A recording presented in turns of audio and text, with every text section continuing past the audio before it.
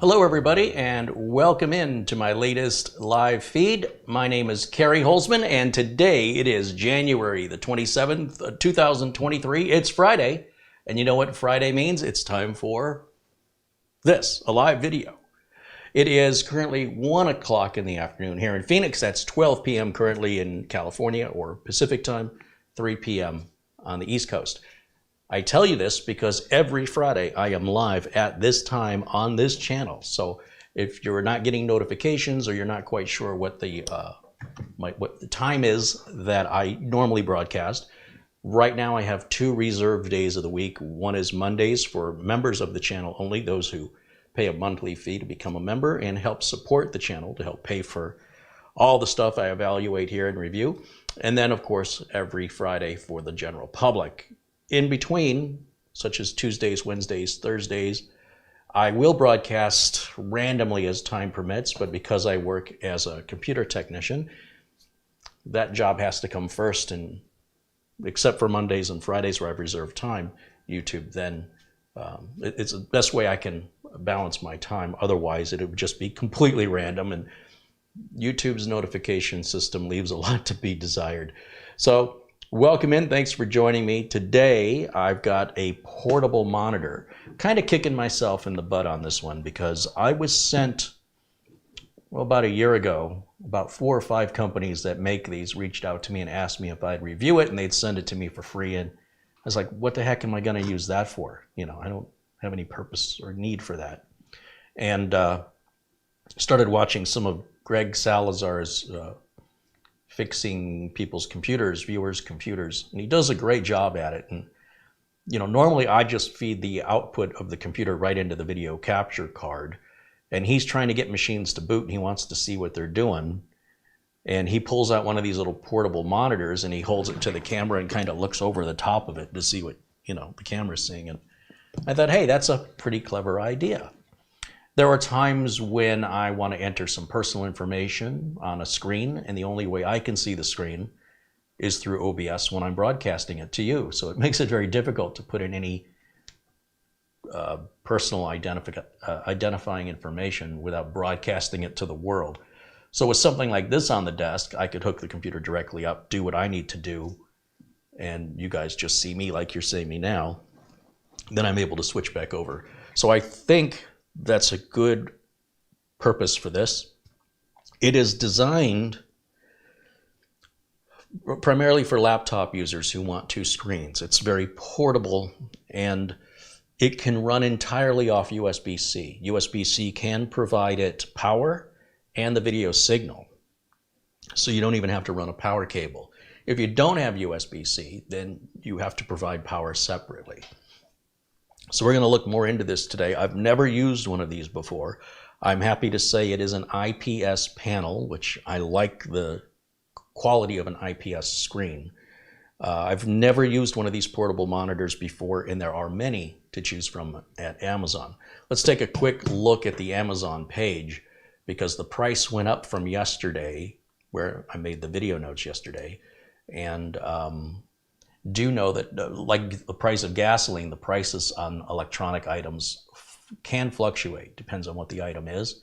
And apparently this is one of those items where the price does fluctuate. So let me go to the input, the screen capture. Here we are. And here's the Amazon page here. Now see, they've got it listed at $199.99. And then if you look right down here, there's a $50 coupon that's going to take that, well, it's going to want me to sign in, but that's going to take it to $149.99. Now, I think it was $179 yesterday. So if you just watch this page, I'm sure that, oh, it says join Prime to buy this item at $179.99. That's why. So because I'm not signed into my Amazon account for, again, personal identification, privacy, it still is $179 for Amazon Prime users. It's got 1,291 ratings currently with 4.5-star average, and that's pretty good. Some of these screens I've been looking at, they have like a folding cover that when you pull the cover back and bend it inwards, it becomes the stand. or that the monitor rests at the edge of the cover when you fold the cover over backwards, and then part of the cover sticks out from the front of the monitor. There's like a little groove the monitor sits in, and that took up too much desk space, I think, based on the pictures. So I like that this has a stand, a little more traditional of a stand. It's not some origami folding thing you got to figure out how to use. And you can hook this into your smartphone if you wanted to. You could hook it into your tablet. Well, they're not showing a tablet. They're showing a laptop, PC, or smartphone. I imagine it would work on a tablet, though, if the tablet had a video output on it. And then the monitor stand appears that it has a couple of different positions for different angles, which is handy. And it is designed to be portable, so it should have some kind of cover included so you don't scratch up the screen. There's no battery in it. It does have to provide power, but it's so low power that the power can be carried through a USB Type-C connector. All right, so we'll get into more details. I've never used one of these before. Oh, it even shows it works with a PS5 or a PS4 or an Xbox Switch. Interesting. Yeah, let me go back over to the chat room. Go back to camera 1 first. And a shout out and a thank you to all my friends here in the chat, especially to Larry Wood with a $20 super chat contribution. Our good friend Buster contributes $20, joining us from Scotland. Peter Laycock, we call him Buster. He says, good evening, Kerry and everyone in the chat. All the best from Bonnie, Scotland, where the temperature in Edinburgh is 43 degrees Fahrenheit or 6 degrees Celsius. That's a little bit nippy, isn't it? We've had some pretty cool weather here for us. It's been dropping down to freezing temperatures, I think, every day this week. We've gone up to 8 years with never, in the Phoenix Valley, never hitting freezing temperatures. So it does happen. There's been, in the past, snow on the ground in Phoenix. Usually doesn't last. Once the sun goes up to a certain point, it just melts away really quick, but it stays on the ground long enough to get a picture. And that's probably the 90s, the last time I saw that. Other times we just get hail, and when the hail falls and it's chunks of ice, it can look like snow. But yeah, well, thanks for the weather report. And thank you for the contributions, Larry, Ann, and Peter. I see Oystein joining us all the way from Norway. Welcome in, Oystein. Of course, Zach Bischoff, Mortant, Garfield Rupe, as well as Patrick Rusaw, Glenn's Music, Bob R., Dustin Fuller, and Wayne Bennett, Gil Garcia, Christian Dimitru, Thing One. There's our friend Jack Wilson. We got nicknames for some of our folks here, if you're new and you're wondering. Let's see, who else am I missing? Mark Gaines says hello. Thomas Backenstow says hello. There's Edward Kenny and Eddie Casanova. Barton Postema. Matthew Burden. Al Neo. Dan Nilsson. Artu Risenen. Chris Johnson and Kurt Schlegel say hello. There's Selden Bell. Brian Lightfoot.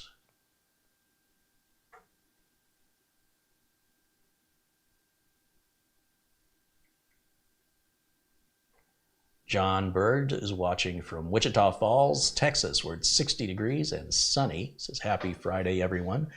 LRCX in California is joining us. Welcome in, Larry. There's Todd Wickham, my friend Ron Hillier, and John Williams,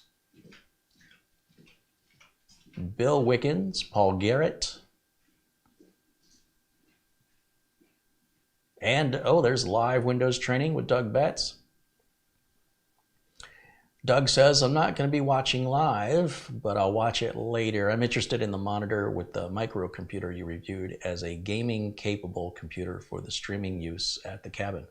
Yeah, for live streaming. I wouldn't use this Ace Magician Mini PC as a budget computer, but the GTR 6 from B-Link or the most of the PCs that Minisforum sells are ideal for gaming. This one here, not so much. But again, this is a budget computer, and I've done a review on this, I think it was last week, and I think these will pair nicely together. This does have a Type-C USB port at the front of it. The only reason I'm using this particular mini PC is because that's the one that's there. Generally, what's ever left on the desk, if I don't have to disconnect it, put it all back in the box, open up a different one, set it on the desk, hook it back up. If I can avoid that, you know, I wouldn't call it laziness, I call it efficient. So that's the only reason why that machine's been here this whole week. It also gives me an opportunity to really kind of go through it and live with it a little bit. But I don't have very strong needs for an external PC I can cut away to during the live stream. It's usually to show you websites or to install software for demonstration. So unless the software we're installing is a game, any of these mini PCs work equally well for me. But I do anticipate having need for this portable monitor. I have some visions in my head of how I would use it, assuming it does what I think it does. And it's so small that I can tuck it out of the way. I've been really getting jammed up again over here, and but really working hard to get rid of a lot of those. Well, I think I had, what, 12 or 14 routers here that I was evaluating, did the videos on them. A lot of them just went back to Amazon, especially the Netgear router that I was so excited about. I had ordered about 4 of those because I wanted to put together this entire, you know, massive mesh system using Netgear, only to later find out Netgear doesn't support that. You have to buy a mesh system for Netgear or a Wi-Fi router. But unlike ASUS and TP-Link, many of their routers, not all of them, but many of them can be converted to run as a mesh if you buy another compatible router. So with ASUS, you buy ASUS routers, and with TP-Link, you buy TP-Link routers. And in that way, your mesh system doesn't have to add to your router or replace your router. The system you have can become a mesh, meaning that you could have multiple routers talking to each other, overlapping the signal to give you strong, high-performance signal quality, no matter the size of your property. It's really neat, and I'm just shocked that Netgear doesn't update the firmware for at least some of the models to do this. Now, that big TP-Link 6E monster that I had, that one got sent back because, quite frankly, it's useless to me. I'm not seeing any benefit from any of the Wi-Fi 6E routers regarding performance or range. In the case of Netgear, the Wi-Fi 6E version of the Nighthawk, the RAX 500, actually runs slower than my RAX 120. The RAX 120 has one of the fastest processors of any router. It's at like 2.2 gigahertz. And so when I'm transferring files through a USB drive plugged into the back of the router to use as a network storage device, it moves nearly twice the speed of the more expensive latest models. I also don't have anything that's Wi-Fi 6E around here. You won't find a Wi-Fi 6E USB adapter. And Wi-Fi 7's pretty much already, the products have been announced. It's just by the end of March, or the middle of March, we should start seeing those products available from ASUS, TP-Link, and Netgear. I don't know who it's for, though. I don't know what the benefit of Wi-Fi 7 is for the average individual. Now, if you have a super fast, high-speed internet connection, a 10 gig internet connection, or actually multi-gig, anything over a 1 gig internet connection, there would be some advantages for upgrading your router to take advantage of that higher speed. Most routers are going to connect at 1 gig, and that's it. But the price differential you'll pay to get that on the router is upwards of $200 to $300 between a Wi-Fi 6 and a Wi-Fi 6E version of the router with the multi-gig ports. I'm far, far away from that, and I think most people are. So the people who would benefit from these routers are primarily folks that have those high-speed fiber optic multi-gig internet services, or you have one heck of an investment in wired 10 gigabit or 2.5 gigabit networking where you're transferring a lot of files. But again, well, I see a lot of motherboards coming with 2.5 gig Ethernet ports. I don't have a NAS that has a 2.5 gig Ethernet port. I don't have anything. I don't have a switch. Some of these higher end routers, these Wi-Fi 6E routers, heck, I think even the RAX 120 offer one single 2.5 gig port. What's the point of one? Because you don't really see much benefit of it unless you're moving files locally on your network, but that you'd have to have at least 2 computers at 2.5 gig, or you're stuck at the speed of the slowest one. So having just one makes no sense to me. Also, the difference in the amount of time it's saving, assuming you've got the investment in faster storage, because mechanical drives aren't going to keep up with that. So you're going to have basically something with an SSD. You're going to have a 2.5 gig switch, 2.5 gig network cards, and you'd have to move enough large files often enough to make that investment worth it. So for right now, well, I've played with 2.5 gig. It doesn't really make much more than a few seconds of difference in my file transfers if the sending and receiving computers are both at 2.5 gig, which costs money. Then you can go to 10 gig.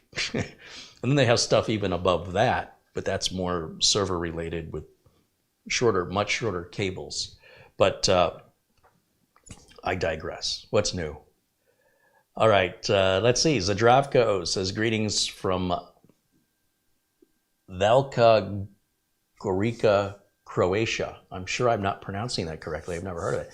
He says, I'm at 0 degrees Celsius right now. Winter is at the door. Well, thank you, Zdravko. Thanks for saying hello and being a member of this amazing community that we've created here. I see Ken Stout has joined us, and Bob R., as well as Peter Unwin, William Rainey, Joshua Giernan. Welcome in. Sorry if I skipped over anybody. It's just whatever I happen to see at the time. I think we're ready to crack this open. Should we put Camera Girl to work? Maybe do a close-up of the unboxing? I think we should. All right, let's see here. I got to go back to OBS, and I've got to pick the portable camera, which is in here somewhere. Portable camera. I made some changes on that camera. I might have made it worse. It's not turned on. I'm not getting a signal. It says no signal. Unless I got the wrong input. Hold on a second, folks. Should be that input right there. All right, come on over. Now you're on. Yeah, it helps when I select the right input. Apparently that makes a difference. All right, let's take a look at the box. This is the InnoView. I looked at about a dozen of these that they sell, or they offer for sale at Amazon. And this one, with that stand the way it is, they're all the same screen size. They're pretty much all 1080 IPS screens. But how they have the cover or the stand, a lot of them just have like this foldable cover that bends backwards, and I don't know, some weird origami going on. And it takes up too much desk space from what it looked like in the pictures. There's a QR code here if people want to scan that on their phones to get more information about the product. And on the back, just nothing here. That really should be the front. And what do we have? Any information on the sides? Nothing much there. Standard stuff there. All right, so that's the whole enchilada right there.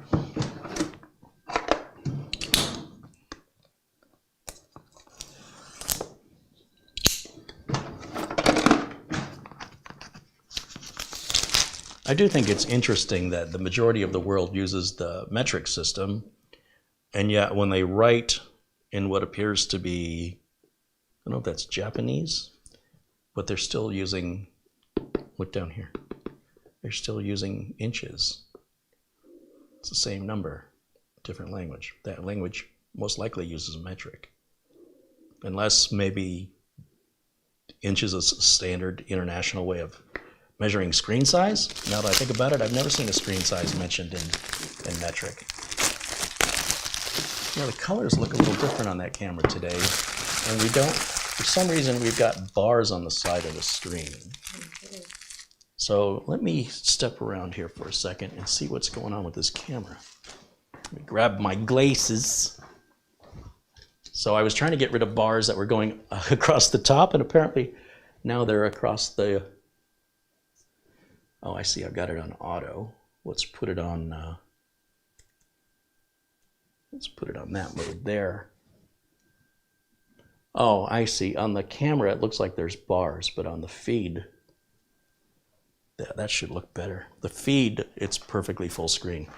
So I guess the screen on the back of the camera is it's not a 16:9 screen. It's like 16:10. It's a little bit taller. And they're putting all the camera information above and below the picture, which to me looked like there were black bars, like it was letterboxed.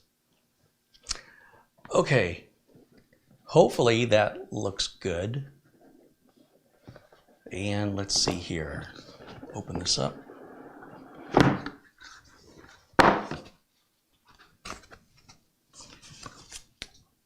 Owner's manual, warranty card. Of course, you never have to mail these in. Warranties, at least here in the US, are required by law for a certain period of time. They often will extend the warranty if you fill in the registration card because they want your name and your number and they want to be able to reach out to you and sell you more stuff. If a customer buys your stuff, then that's a customer who would likely buy more of your stuff versus somebody who's simply not interested. So it's in a company's best interest to gather information about their customers so they can offer you other things as they become available. Customer acquisition costs well, they can be quite pricey. So once you get a customer, holding on to that customer is very important if you want to stay in business and not work any harder than you must. Now, this is really, I don't like it when they use whatever this glue is because it will not separate without tearing. So I think I'm just going to cut it so I have, just in case I have to send this back for any reason, I want to be able to reuse this plastic to protect it.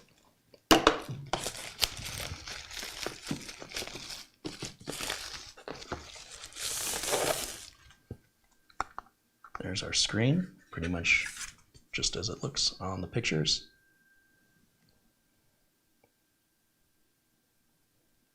And we've got a number of connections here that are hidden behind the bar. If I lower this bar, just pull it away, it should expose some connections here and the same on the other side here. So it looks like we got a couple of USBs there and an HDMI input.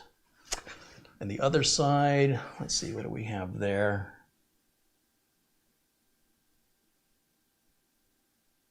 Looks like there's maybe is that an on-off switch? Everything's backwards for me. Yeah, there's like an on-off switch. Looks like another USB port. Something here, and then it looks like something for speakers or headphones to go into. Let me just put my glasses on and see if I can see this a little better. What's this tape say? The tape, oh, I see. So this is the USB Type-C port that the tape was covering that says power supply. So like I said, it is possible to power this right through the USB port while the USB is also acting as a monitor input as well, if your system supports that. There's two more USB Type-Cs here, but they just don't want you plugging in the power to these and expecting the monitor to come on. And then that's a mini HDMI right there. So I'll use a mini to regular HDMI to adapt. I do have some cables because my cameras use these kind of cables where they're mini HDMI on one side of the cable and regular full-size HDMI on the other side. And we have a little dial right here, and it just moves forward just a little bit and stops, or backward a little bit and stops. And that looks like it's for selecting menu options, best I can tell. So I'm going to set that here for now. I'll tell you what, let me move it out of the way so we can see what else is in this box, because we have this, you know, there's still quite a bit of space under here, so there's got to be more stuff. Whoa.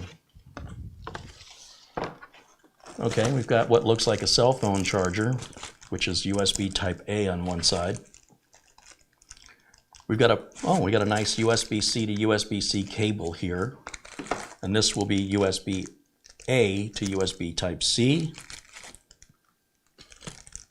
and this is USB-C converting it to USB Type-A since they're not giving you any Type-A connectors on this monitor. It's nice that they've included this. We've got microfiber cloth for cleaning the screen. I would recommend just dampen a corner of it with water and then use that corner, like I would take about that much of it under the sink and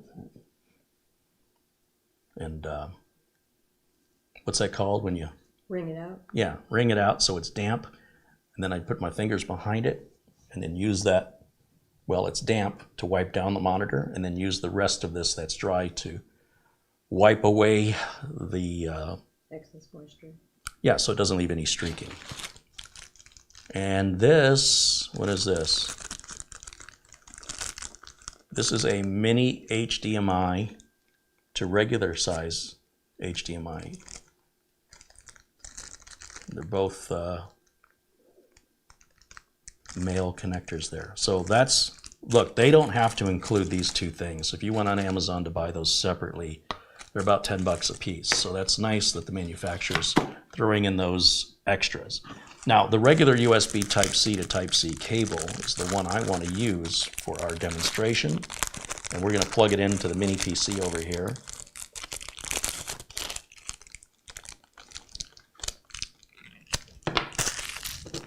And I should not need this power adapter, but I might end up eating my words on that. So once again, I'm going to ignore the directions. I think a well-made product should be fairly intuitive for most people familiar with technology to use it. And if not, well then, shame on them, and we'll read the instructions. All right, so let's just get this out of the way here for a minute. And I'll move this over here and this over here. Okay, so we'll go to this USB Type-C output. Is there one in the back? Let me see if there's one in the back of this computer.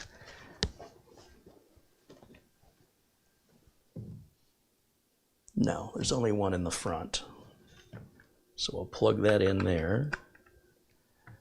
And then the one that said power was which one here? It does sort of tell you what these things are. Full function USB ports, mini HDMI input, and the other side shows headphones,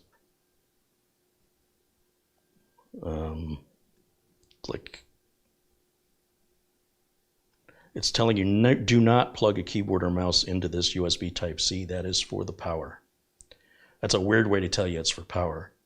And then your power on and off button is right there, and then your little dial here for switching through the menu modes is right there. So we need this, of course we need the opposite side, right? That's the way it always is. They assume your PC is always going to be on your right. It'd be nice if you could do either side that way, but it's the way of things.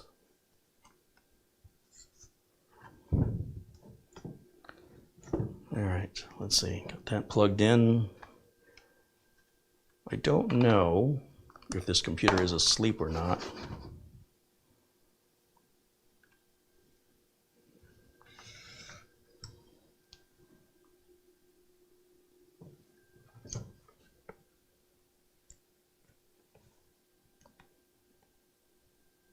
It'd be nice if I had some kind of an LED or something that verified it was getting the power it wants. Just want to make sure that's fully seated. Like that. And we'll make sure that end is in all the way. And then I'm going to step around and see what screen we're on, because I didn't mean to turn that on earlier. And then I thought, I'll just leave it on. Let's see. Let me go over to HDMI input 1. All right, there's our desktop.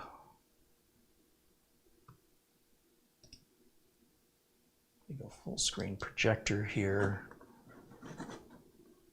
And does this want to restart? Oh, it wants me to install Windows 11. No, oh, it's 22H2.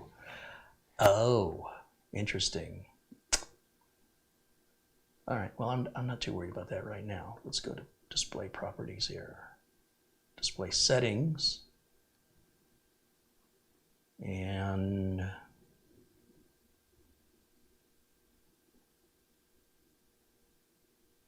multiple displays.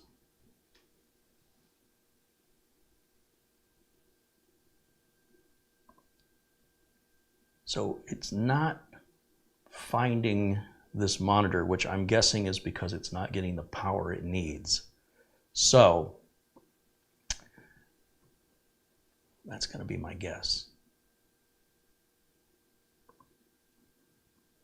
So what I'm going to do is I'll use the enclosed power adapter. Let's go back over to the portable camera. Let me dig back in here.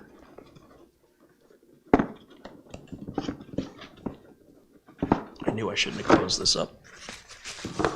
I wasn't quite sure if that little budget PC was going to have the voltage output on that Type-C connector the way that a laptop would. Typically, not always. So we need to go from Type A to Type C. So this is for the power.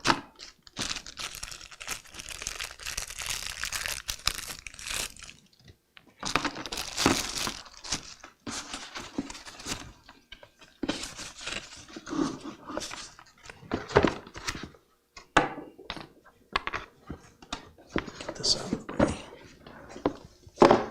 Need a bigger desk.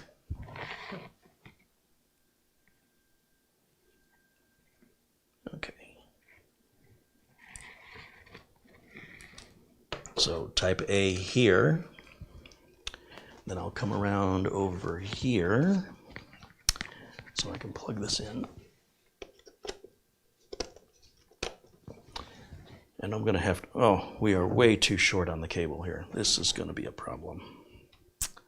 Yeah, this is not good. Cable is way too short. So I guess what they're thinking is that you're going to have everything real close together, so you wouldn't need a long cable.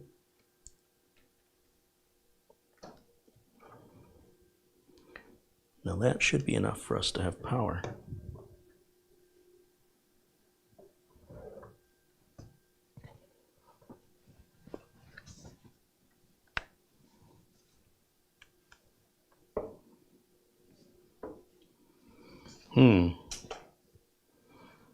Yeah, that cable's so short, I pulled it right from the outlet. This is going to be tricky. How am I going to figure this one out? I'm going to come down here to this mess. Let me turn this monitor back on. We're making an attempt. Okay. So there is a small green light. Well, there was. I keep unplugging it because I'm moving it. Can you see that green light? Oh, yeah.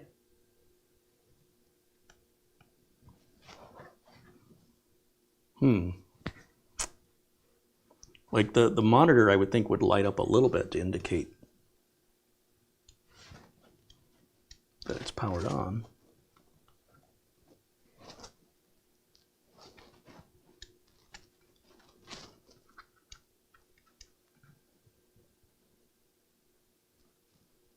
Remember, you're disconnected. Yeah, I know.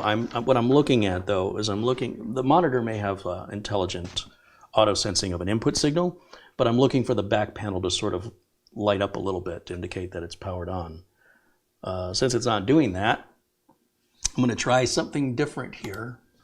Let's put this back up here because that's going to be very difficult to film. I want to run this cable over here one more time since I know what to look for now. Let's see if we get, yeah, we're not getting We're not getting the green light with this little mini computer. So I think what I'm going to do is I'll shut this mini computer down, and we'll bring up, I've got another mini computer down here we'll hook up to see if maybe that has the feature that I'm looking for. Let me just make sure I shut this other one down first.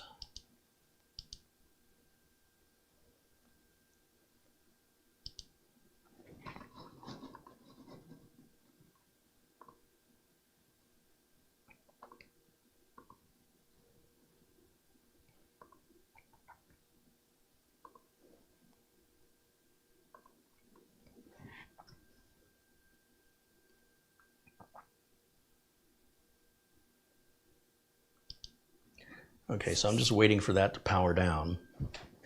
There it goes. And I'm going to unplug everything from here. Move this one out of the way.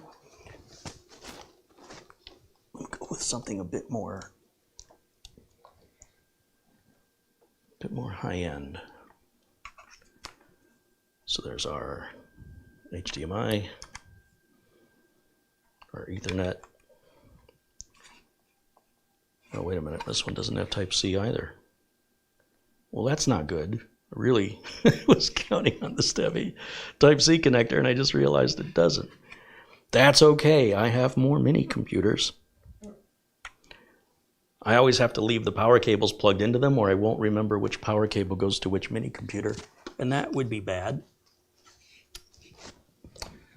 Let me see what other mini computer I can try. We'll go with maybe one of the higher end machines. Oh, you know what I could use? I'll use the really neat one from Minis Forums. Any excuse I have to power this up. All right. The super neat one. This one right here. Now this Type-C on this one shows a little lightning bolt, which I'm hoping is what we're going to want. And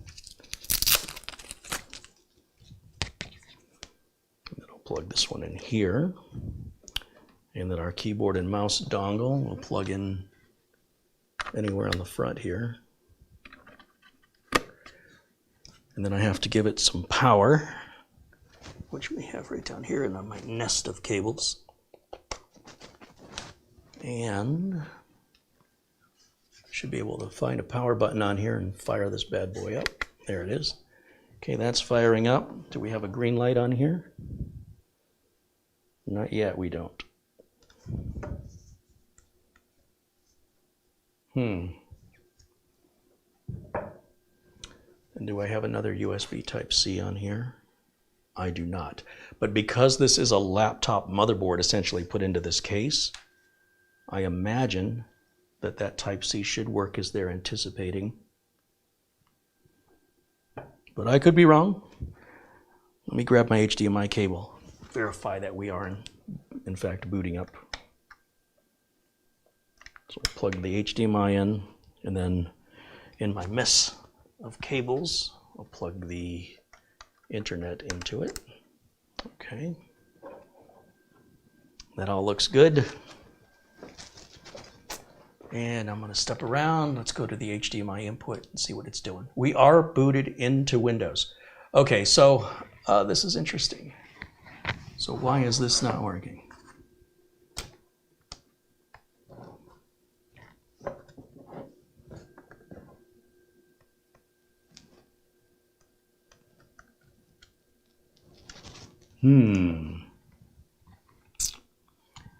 If I provide, oh, I'm on this camera. If I'm not on either camera, I'm still on the input. Give me just a second here. I want to go full screen for a second because I haven't had this on in a while. I'm going to grab Windows updates while I'm talking to you.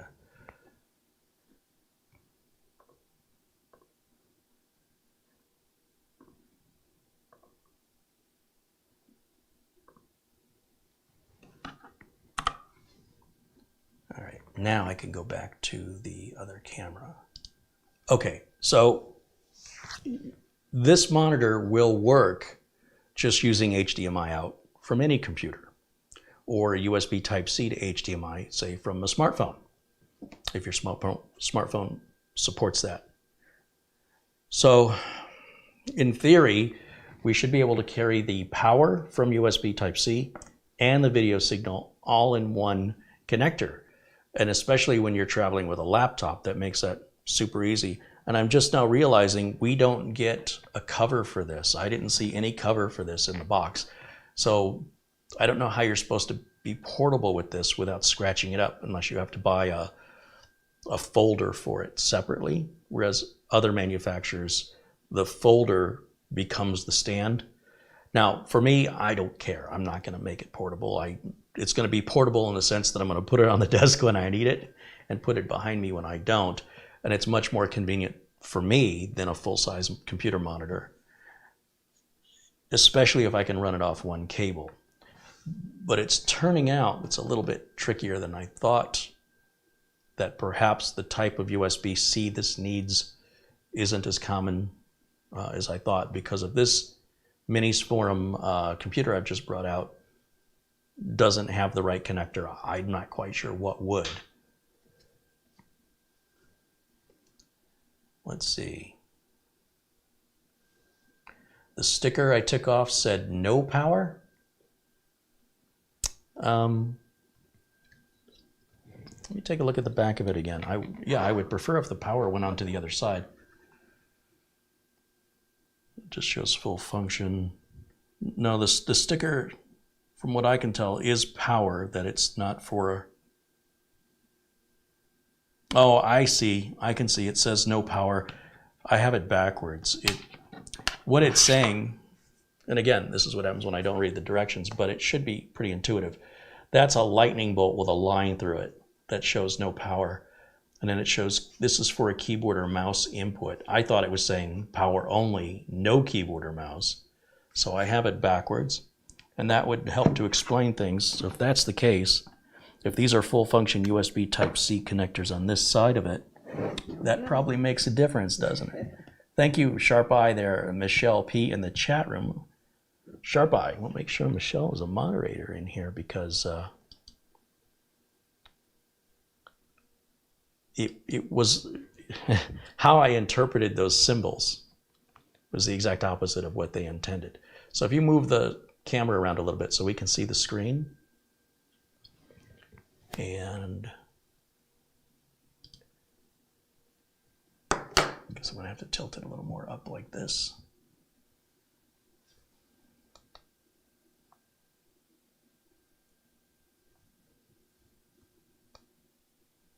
This power button doesn't seem to be doing anything.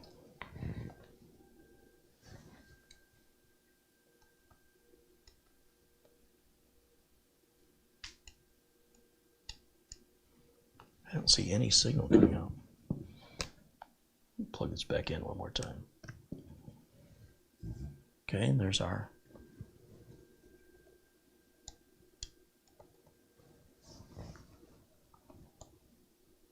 The camera's really having a hard time focusing on. You know, this, whenever we bring a monitor out here, the cameras do seem to struggle. Hey, look, there's our desktop right there. Go ahead and take a step back. Right there, no further. That should keep it in focus. And I should be able to drag the mouse over there. Let's see if I go full screen so I can see.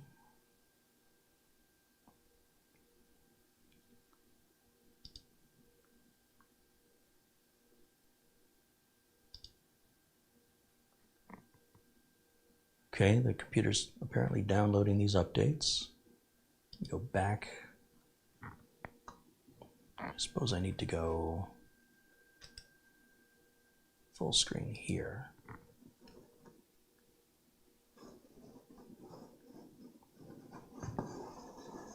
Trying to find where the mouse is on the screen.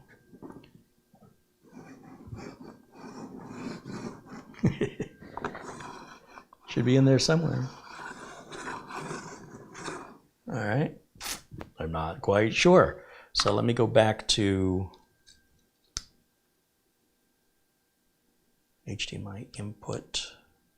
Let me go full screen on this and see how the monitor's configured. I don't know if it's put one above the other or to the left or to the right. It just left it at whatever the default was. I was hopeful that was going to be good enough. The mouse is moving off to the right.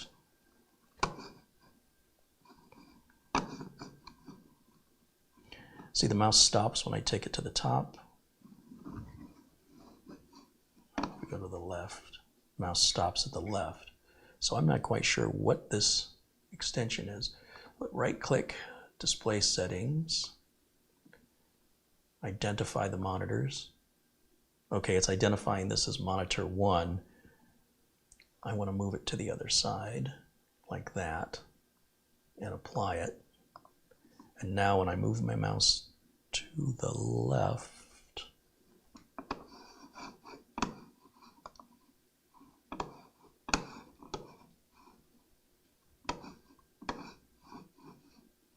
it must be duplicating the screen, something like that. Let's see if I can verify our layout. Is at 125%, 1920 by 1080. It does say to extend the displays, which is correct. We'll identify that's monitor 2. This one's monitor 1. And let me go back to Windows Update settings. And we'll go back to the portable camera. Okay, so in theory, this should be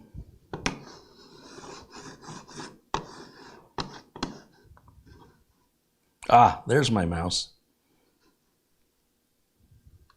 Super, super tiny to see it. Can you see it?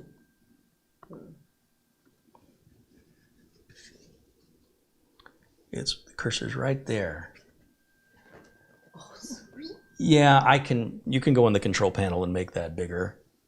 But there we are with one USB Type-C cable, and it's providing power and it is providing the video signal. And that's great because it's on this side of the screen, thank goodness. And yeah, the other side was like, don't plug power in here.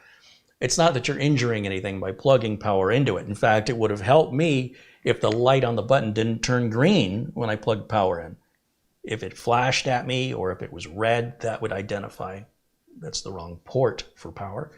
However, it just goes to show you that, well, it may not be clear when you're plugging the connectors in, it's not going to harm anything by plugging the connector in to the wrong port. Now, if we were using a power adapter, like those barrel connectors like the mini PCs use, or like this mini PC is using this round barrel connector here, those have specific voltages and the polarity may have a positive center or the negative center. So you don't want to mix and match power adapters, or you could destroy not only the power adapter, but the thing you're plugging into it. If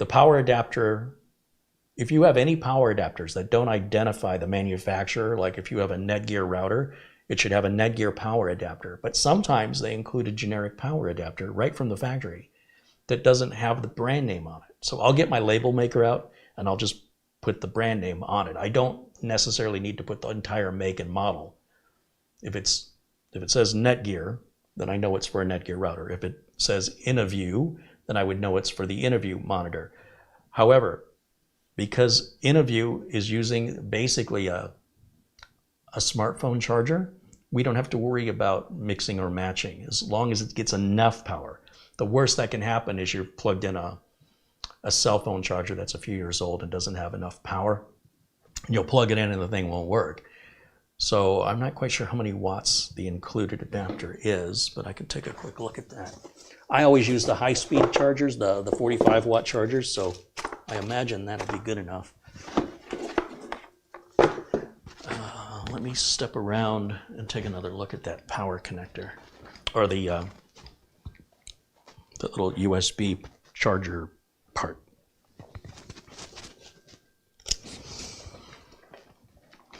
All right, so here it says, see, there's nothing says InnoView on this. I'm not quite sure how well we're going to be able to read that. But it should tell us how many watts this thing's at. What's great though is if you should lose, oh, right up here at the top it says, if you should lose the adapter or it burns out, these are very inexpensive to replace. They're very generic. I will love it when everything moves to these type of chargers, from shavers to laptops to monitors, and then when you travel, you just need to bring the one with you and share them. Now, let's take a closer look at this because this looks a little dim to me. I'm going to move the button on the side and see what it does.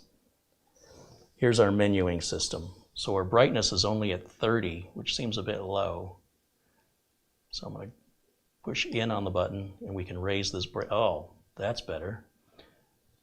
And then there's contrast, eco mode, DCR. I don't know what DCR is, and sharpness. And if we go, let's see, how do we go back?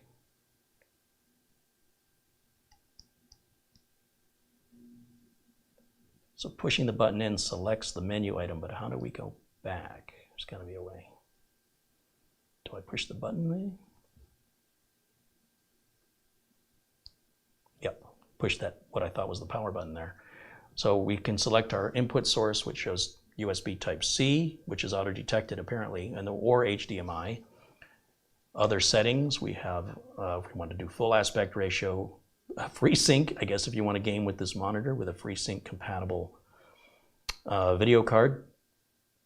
And then it just timed out on us. So let me go back to where it was. So what I'm doing to bring that menu up is just move the little dial up or down. And that brings the menu up. We have an HDR mode. There's a reset to put the monitor back to factory settings. Apparently there's a little speaker in here. Oh, you know what? That's got to be for the headphone out jack. There can't be a speaker in here. And then of course we can adjust color temperature, which is pretty unusual on a monitor. You generally, on like a television, you'll have this, but not typically on a computer monitor that I'm aware of.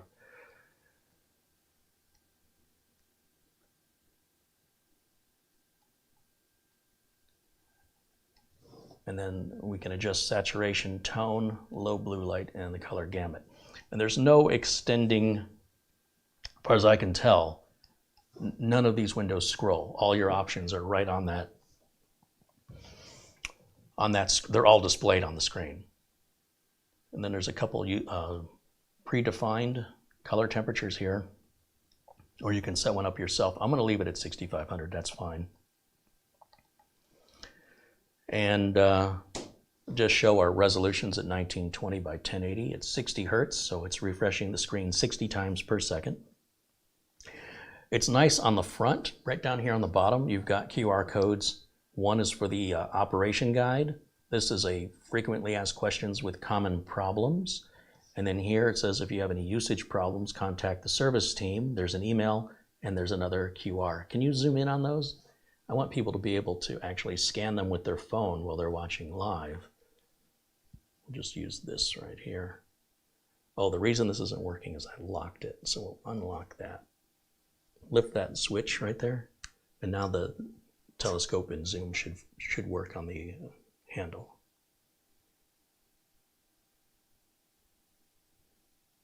Of course, there's no fans in a monitor. It's completely silent operation. I shouldn't have to say that, but I will, just to be clear. And I think I can give Camera Girl a break here. We'll go back to camera 1. You're good. Thank you. You're welcome. And let's see what they say in the chat. Starshine says DCR is dynamic contrast ratio. Ooh, that sounds good. Chris Garrett says he hates USB-C power. I can't imagine why anybody would hate USB-C power. I think it's great because you don't have to worry about plugging it in upside down, unlike regular USB we're all accustomed to. It's pretty ubiquitous. It's getting more and more common. So you're moving away from a proprietary power adapter, which most things use all the time. If you recall, when Mitch's Synology NAS went out on him, I suspected it was the power adapter. And when he contacted Synology for help and told them what the error message was, they said, that means you have to buy a new NAS. So he was ready to plunk down about $500–600 on a new network attached storage. And I said, bring it over here. Let's diagnose it live. And Sure enough, it was simply a bad power adapter. Now, if that was USB Type-C, he could have simply plugged in another USB Type-C to provide power to it without having to bring it over here. And basically what I did is I had a Synology NAS here, and since they're both the same Synology NAS, they use the same power adapter. So I plugged the power adapter in. No, I take it back. I know what I did. I ordered a replacement power adapter from Amazon, knowing that if I was wrong, and I was just guessing based on what Mitch was telling me, I have 30 days to send it back to Amazon if I don't need it. We plugged it in, it worked straight up, and it's been working fine ever since. But the fact is, I had to make sure I ordered the exact right power supply. If it was USB Type-C, as long as the little adapter here is enough output, you don't have these concerns, right? So that's what I like about it.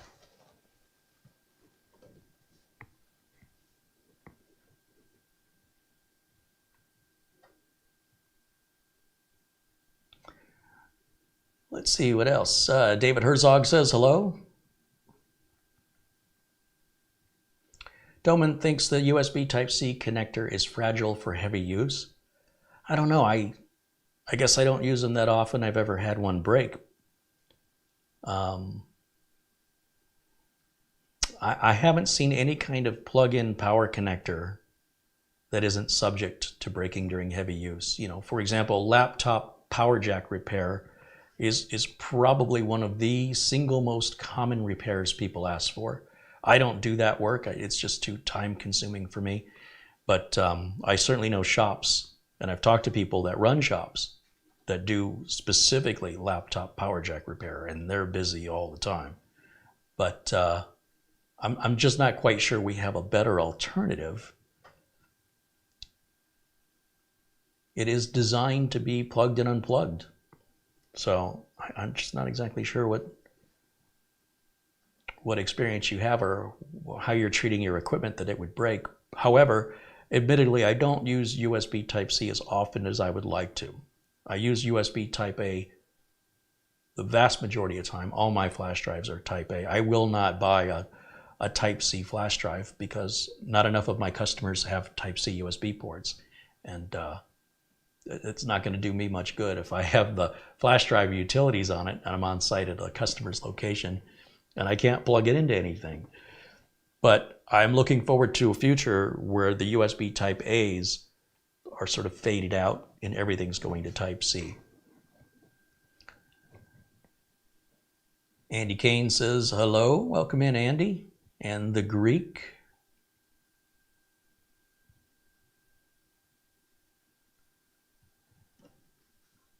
Let's see what other comments I missed here in the chat.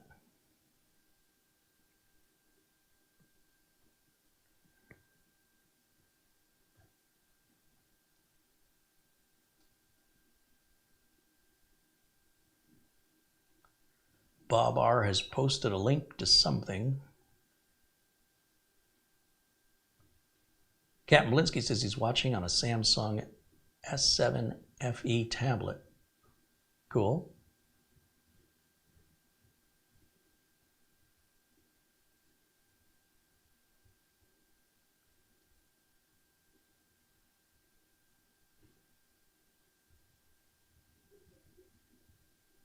We might hear some power tools. It sounds like my landscapers have arrived. I think they wait for me to go live. Murphy's Law. Do you guys have any questions about the monitor I can answer for you, or I can at least make a guess? Apparently, making sure you plug it in for power on the left side of the laptop, not the right side. That's an important thing I've gleaned from this so far.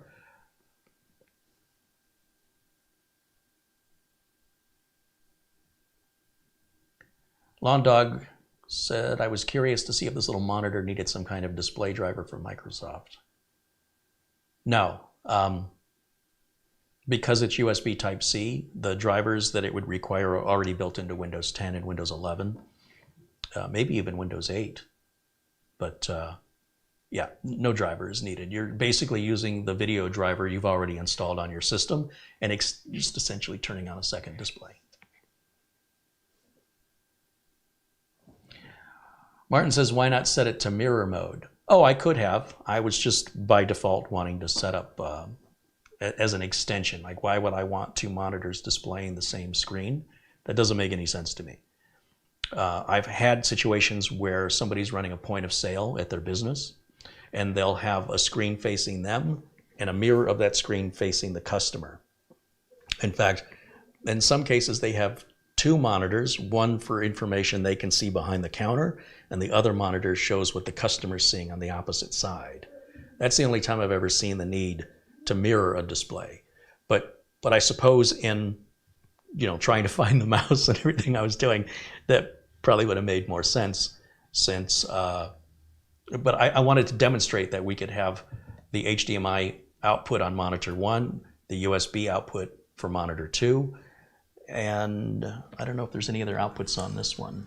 Some of these little mini computers will display support up to 4 monitors. That little Ace Magician computer will display up to 3. So this would be one way of accomplishing that on the cheap side, on the, keep it inexpensive and give you that extra real estate. I'm a little disappointed there's no carrying pouch or folder for this at that price. Again, I wouldn't need it. I wouldn't use it other than to keep the dust off of it while it's not in use. So that's a little surprising. When you look through the portable monitors available from Amazon, pay close attention to the reviews, see what people are having issues with, and pay close attention to how the monitor stands upright. What drew me to this monitor specifically was the metal stand.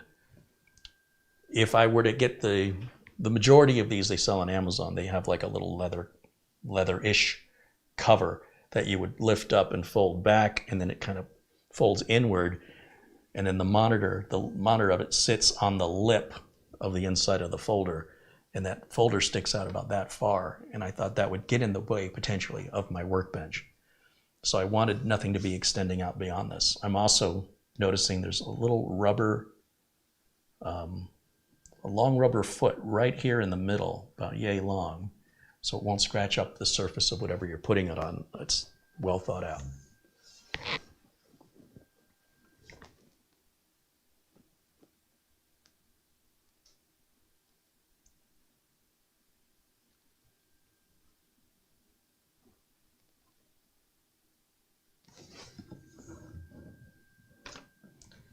Trying to see if there's a better way for me to display this so you can see it. I like how adjustable that stand is, so you can get it on whatever angle is right for you.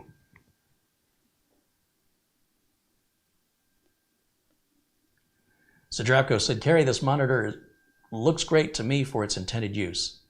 So I have no questions, except does it have a sound card for that display? The sound card is being provided by your computer's display driver. So there's no speaker in this monitor, but you could plug headphones into it. Now, why you would want to, I'm not exactly sure, since you could plug headphones into your laptop or your computer anyway. So that seems a little redundant to me. I guess maybe if you were gaming and in the game you were wearing headphones and you were playing with somebody else at the same time and you're on one monitor, they're on the other monitor, they could plug their headset in. You could plug your, but this isn't a headset though, it's just headphones. I'll verify it, I'm pretty sure though. Let me go over to play something with audio and let's see, how am I gonna do that? I need to go back over to the HDMI input and let me go full screen so I can see it. I just want to verify there's no speaker in it. Pretty sure. And let's see. I really should make this mouse bigger. Let me go over to the control panel and over to mouse. And let's make the pointer larger.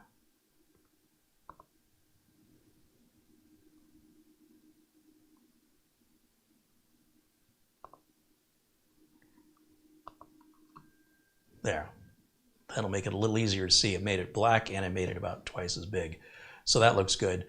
And then let me bring up I guess I can bring up YouTube and play something and see if any audio comes out of it.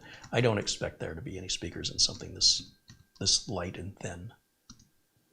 But I've been surprised before. I guess I can pull up one of my videos and I can copyright myself.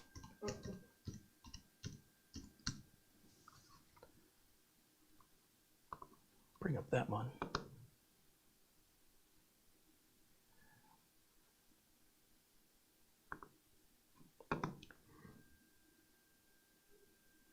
As for speakers, volume is going through NVIDIA high definition audio. Here's the InnoView. Oh, it does have a speaker. I'll be darned. Where is the speaker at?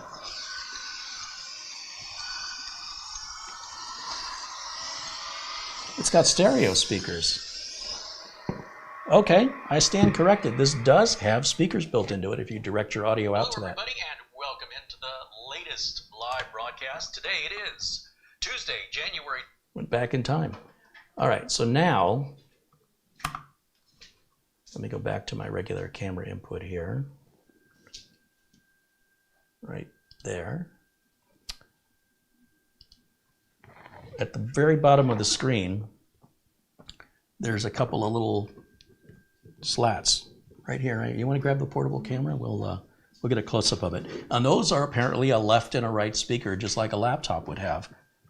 I'm impressed. I was not expecting that. Now, again, I'm not quite sure why you would want that over the main speaker system or your main video output, but it's an option for you. You obviously have to pick one or the other. You can't do them both at the same time. Not that I'm aware of, and I don't know why you would. But if we look at, let's see, close-up camera right there.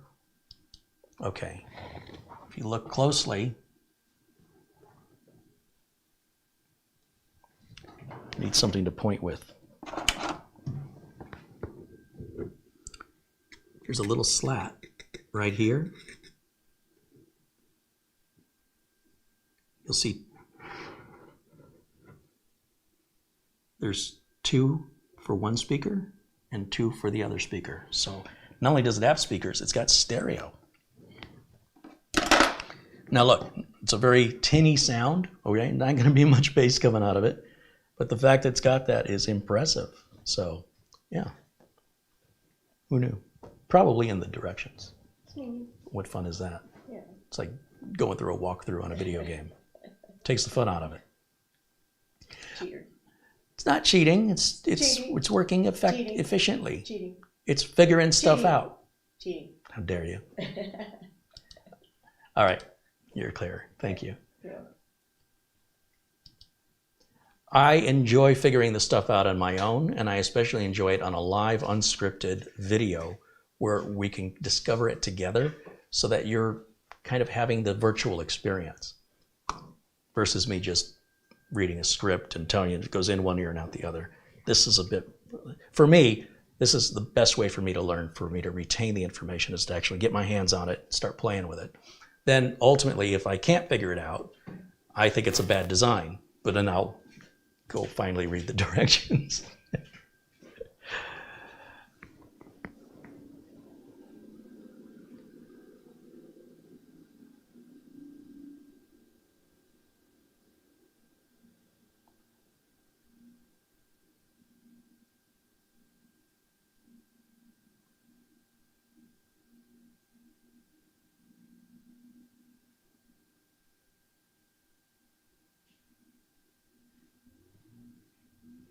So Draco says, if you use a mobile phone, do you have to have sound on the monitor, or does the sound remain on the mobile phone's speakers? I think it depends on the phone you have, but I would assume that you can adjust that in your phone settings, and I don't believe it's forced on you to have it one way or the other, but I could be mistaken, and there's so many different models of phones. It may not be that it works the same across, say, iPhones and different models of Samsung Galaxy. On the other hand, it might. I'm not quite sure on that.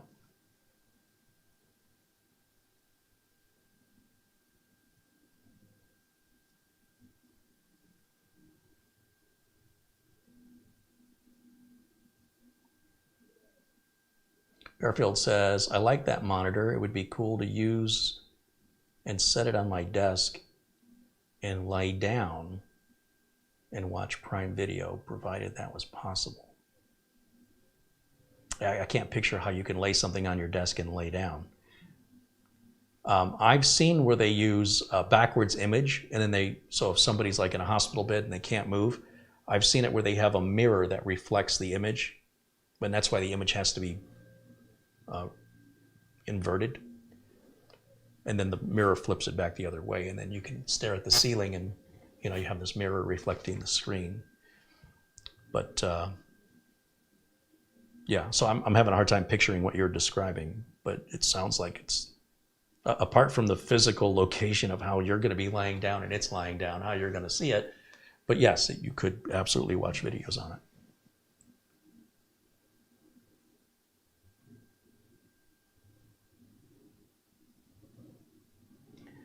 Charles Eslick says, my iPhone gives you a choice. All right, well, there you go.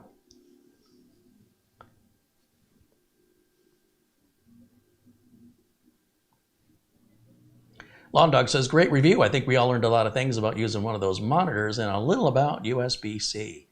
Yeah, it's great to be able to finally utilize USB-C for multiple things at the same time. So in this case, we're using it for power and we're using the exact same cable for the video signal. And that was one of the great benefits that was promoted about USB-C when they first introduced it, was that this is what you could do with it. But it's taken this long before companies have really started to embrace it. We're still seeing a lot of USB Type A connectors still on printers and things. I'm very much looking forward to that going to the Type C connectors. Eventually, when Type C connectors become more popular, I suppose most of my flash drives are going to become worthless to me. I don't want to have to plug adapters on them. That makes the flash drive too big. I like how small they are. Right now, they primarily sell the USB Type C flash drives. They advertise them for like backing up a smartphone. You plug it directly into your phone and you can back your data up. That's a bit old school though, because as long as you sign up with Google or iPhone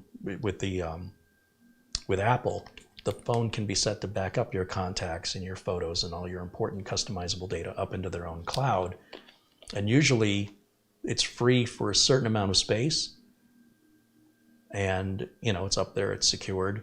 And if your phone gets dropped, you crack your screen, you can't see any data on the phone, it can make it hard to transfer data off of the phone when the phone might be asking you for permission, but your screen's not working, so you can't click it or you can't see it in order to access the data to move it to a new phone.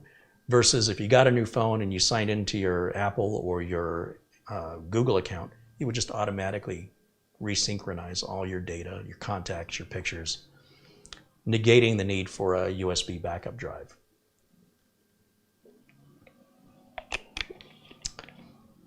PBrad08 says, I have some flash drives that are USB-A on one side and USB-C on the other. That's right. I forgot they do make those. Yeah, Charles Eslick says iCloud. That was the word I wanted. Thank you. I'm not an Apple user, clearly.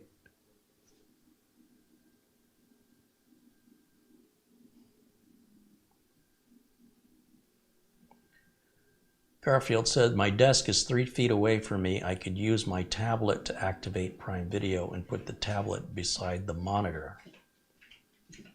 If the tablet has, well, I mean, the tablet is a monitor, so I'm not quite sure I understand what you're describing. If you have a tablet already, you just bring Prime Video up on your tablet.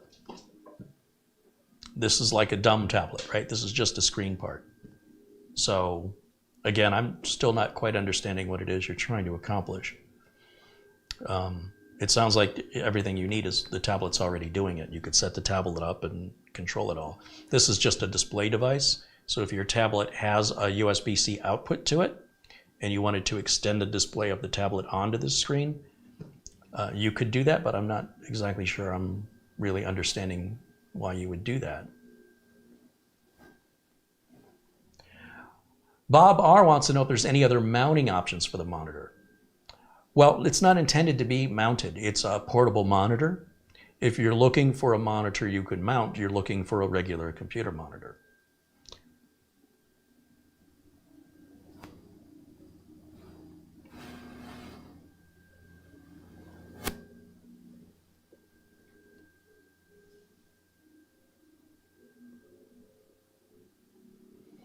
Sherry McFarland said, using Photoshop, I need an extra monitor for the tool panels. Oh, for sure. Absolutely. There are some applications where having 2 monitors is very useful. In photo editing, for example, or video editing, where you can have the full screen project you're working on, and then the other screen will be all of your tools that you can select. Absolutely. I'm on board with you there.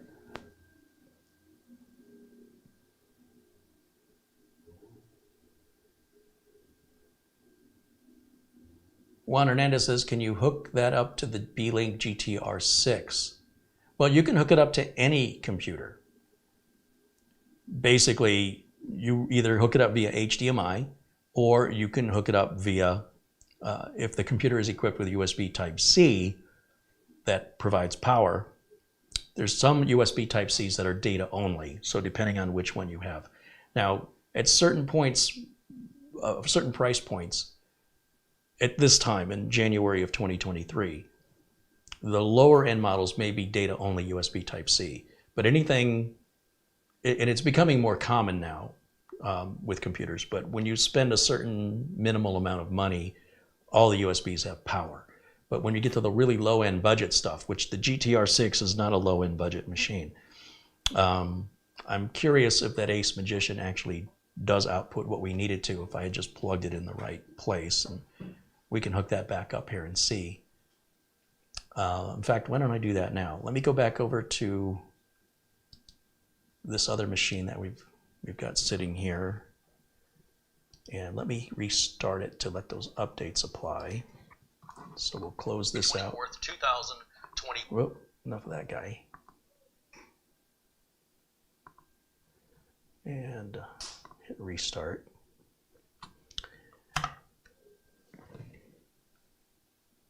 Let's see what else is going on in the chat room here.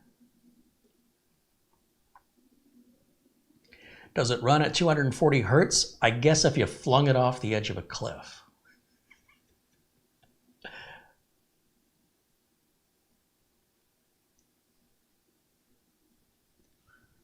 Paul Kitching says 3D rendering. Don't forget 3D rendering. Yeah, any type of, if you're a creative creator, most people who are creators see a benefit from having 2 monitors, because you can have the tools for what you're creating on one monitor and then your output on the right. Even website design, you could have your code on the left screen, and then you can refresh the browser page to see how the website you're designing is appearing in different browsers to ensure compatibility, and that you don't have to keep minimizing and expanding windows. You can have them both up simultaneously. So in general, as a creator, usually having multiple monitors in any type of creation, in most cases, is beneficial. Even in audio mixing, photo editing, video editing, 3D rendering and animations, absolutely.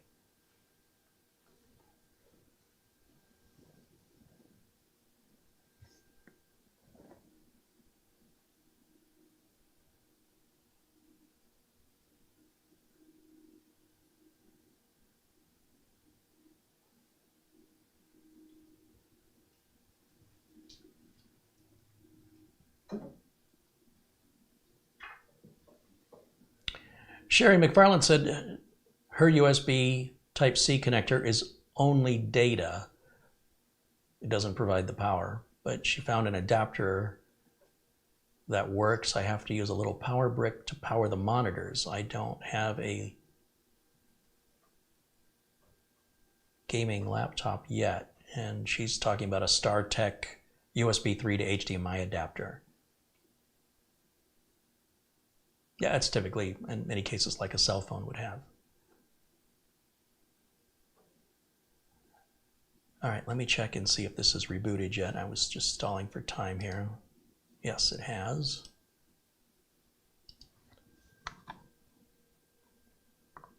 Get rid of this so it'll stop bothering me.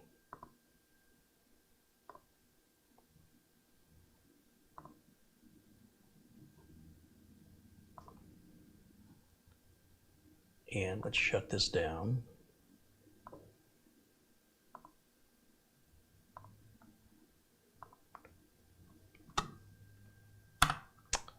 And then, let me step back over here. Let's unplug this and unplug this and this. I'll set that right over there for now. We'll grab that little Ace Magician machine and see, this is all the kind of stuff that content creators do, and they edit it all out so you never see the process. And I really think it's doing their viewers a disservice, especially if you can see what they're doing wrong as they're doing it, and you're frustrated and you're yelling at the screen like somebody in a movie theater at a horror movie going, "Don't go in there." That's when you have that sort of connection, the focus and attention you're giving that, perhaps out of frustration, is, in my opinion, far more effective as a means of teaching. It certainly is for me anyway. All right, we'll turn that one back on. Now I've got the USB Type-C plugged in. And of course, we're on the left side of the monitor where we need to be.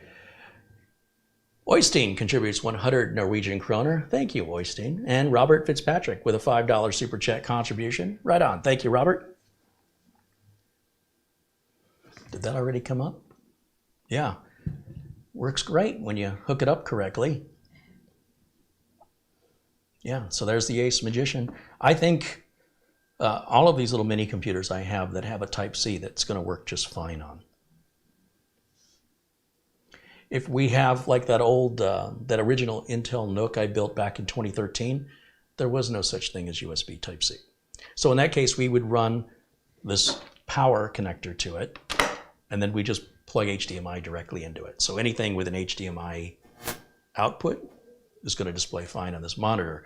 But to be able to run it through one cable, you can see how useful that is. So we don't need this one. We can get rid of it. And that means when I'm doing some projects in future live videos, I might have a need to pull this up. And it's a nice little studio tool to have. Like I said, I hadn't thought about like the way I saw Greg Salazar using it. So I'm sort of regretful I could have gotten one of these for free. About a year ago, a lot of companies were introducing these, and they were, companies I never heard of, like InnoView. I've never heard of InnoView, but, and I can't tell you if InnoView had reached out to me or not, but I'm like, what am I going to do with that? What purpose would that have? I don't travel or I need a portable monitor, and when I do, it's already built into my laptop. I don't need to add a second screen. So for studio work, this monitor is ideal for me, again, because of the type of stand that it has. If I was going to use this as a portable monitor, I would probably select a different model that comes with a little folder, that keeps it safe, keeps the screen protected. Alternately, they probably sell a folder for this. Let's take a quick look over at Amazon. Let's go back to Amazon. And I'll share the screen with you guys here.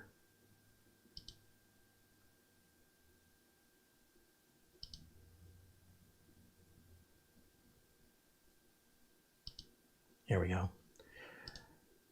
Sometimes down below, they'll pair items together. See if they've done that here. Like accessories, people, if you buy this and this, you'll get it for this price.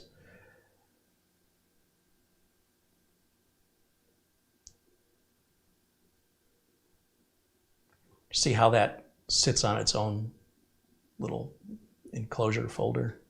See how much of it sticks out the front? That's what I'm worried about. And they're mostly all like that.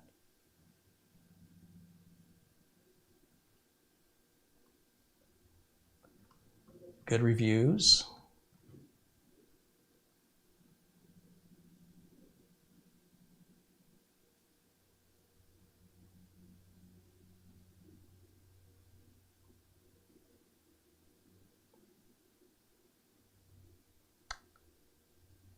It says portrait mode.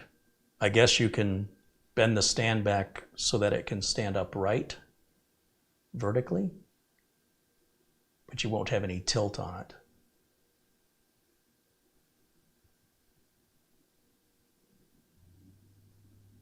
But how are you supposed to protect this thing when you travel with it?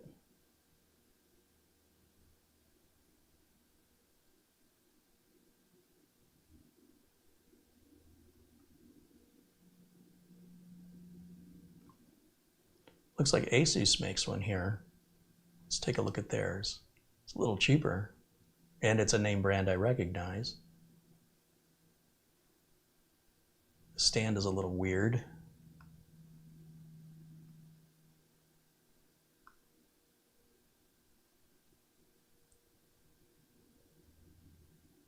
You must install a display driver. Oh, that's interesting.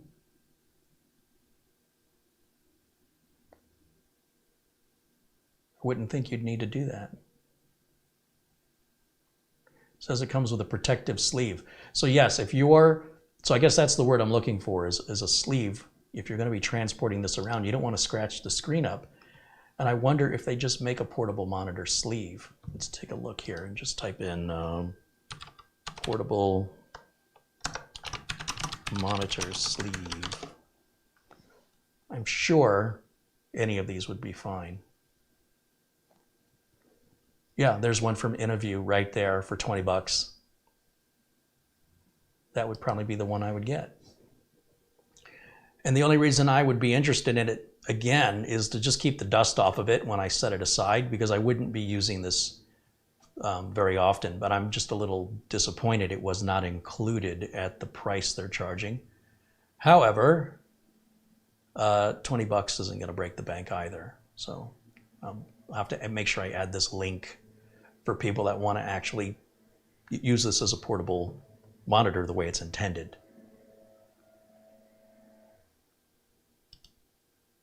All right, back over to camera 1.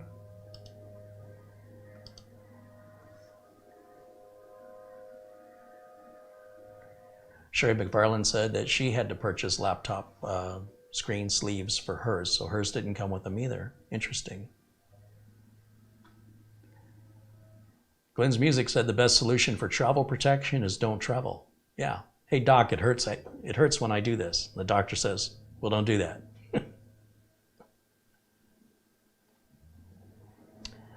Chris Garrett said his Dell Latitude came with a sleeve and also came with the same material covering the keyboard. Yeah, it's a nice touch when companies do that.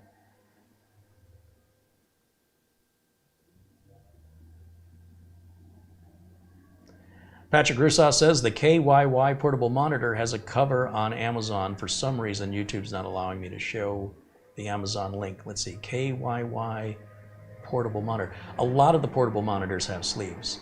But, you know, if you're not buying the one that I'm showing, then just look at the specs on that so you don't get surprised. I have some buffering happening here for some reason.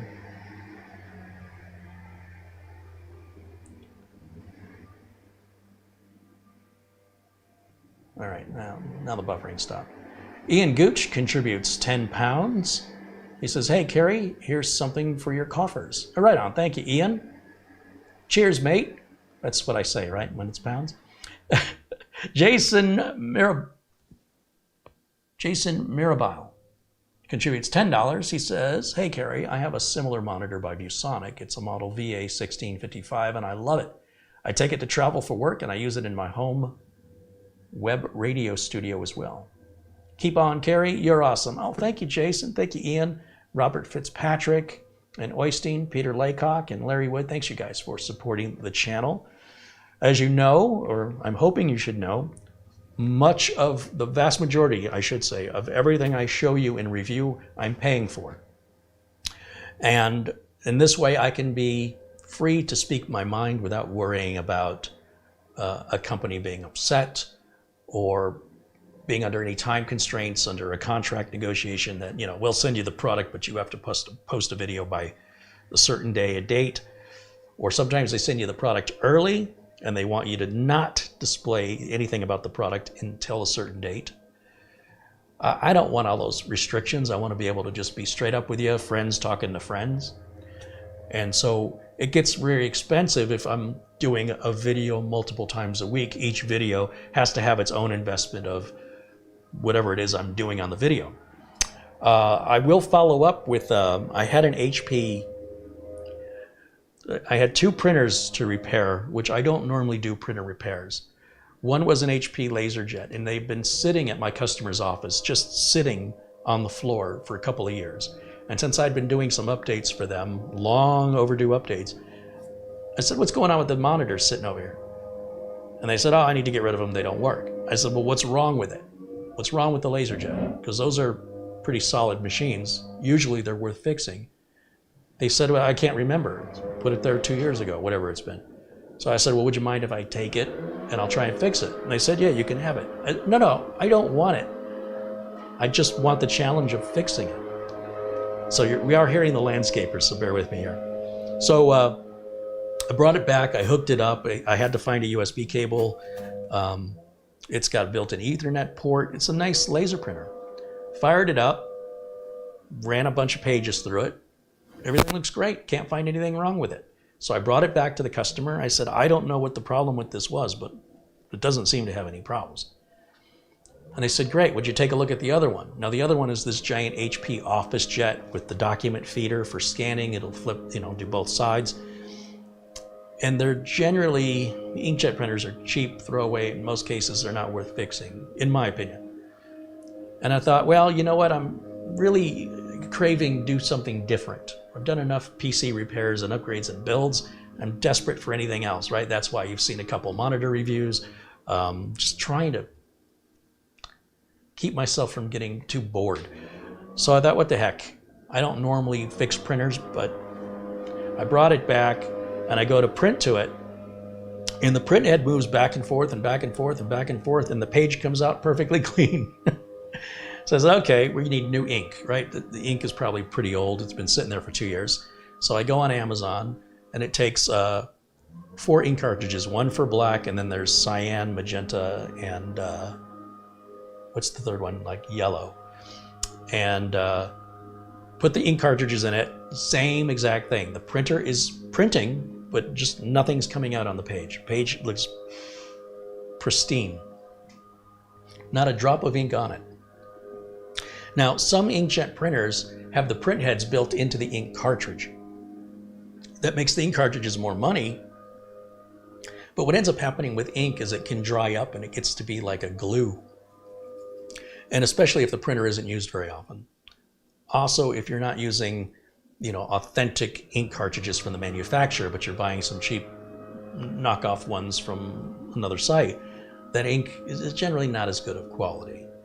So the print head on the HP Office Jet, at least the one I have, is a little carriage. And if you reach in, there's a lever, and you lift that lever up, and the whole print head comes out. And I should have the print head here. I can show it to you.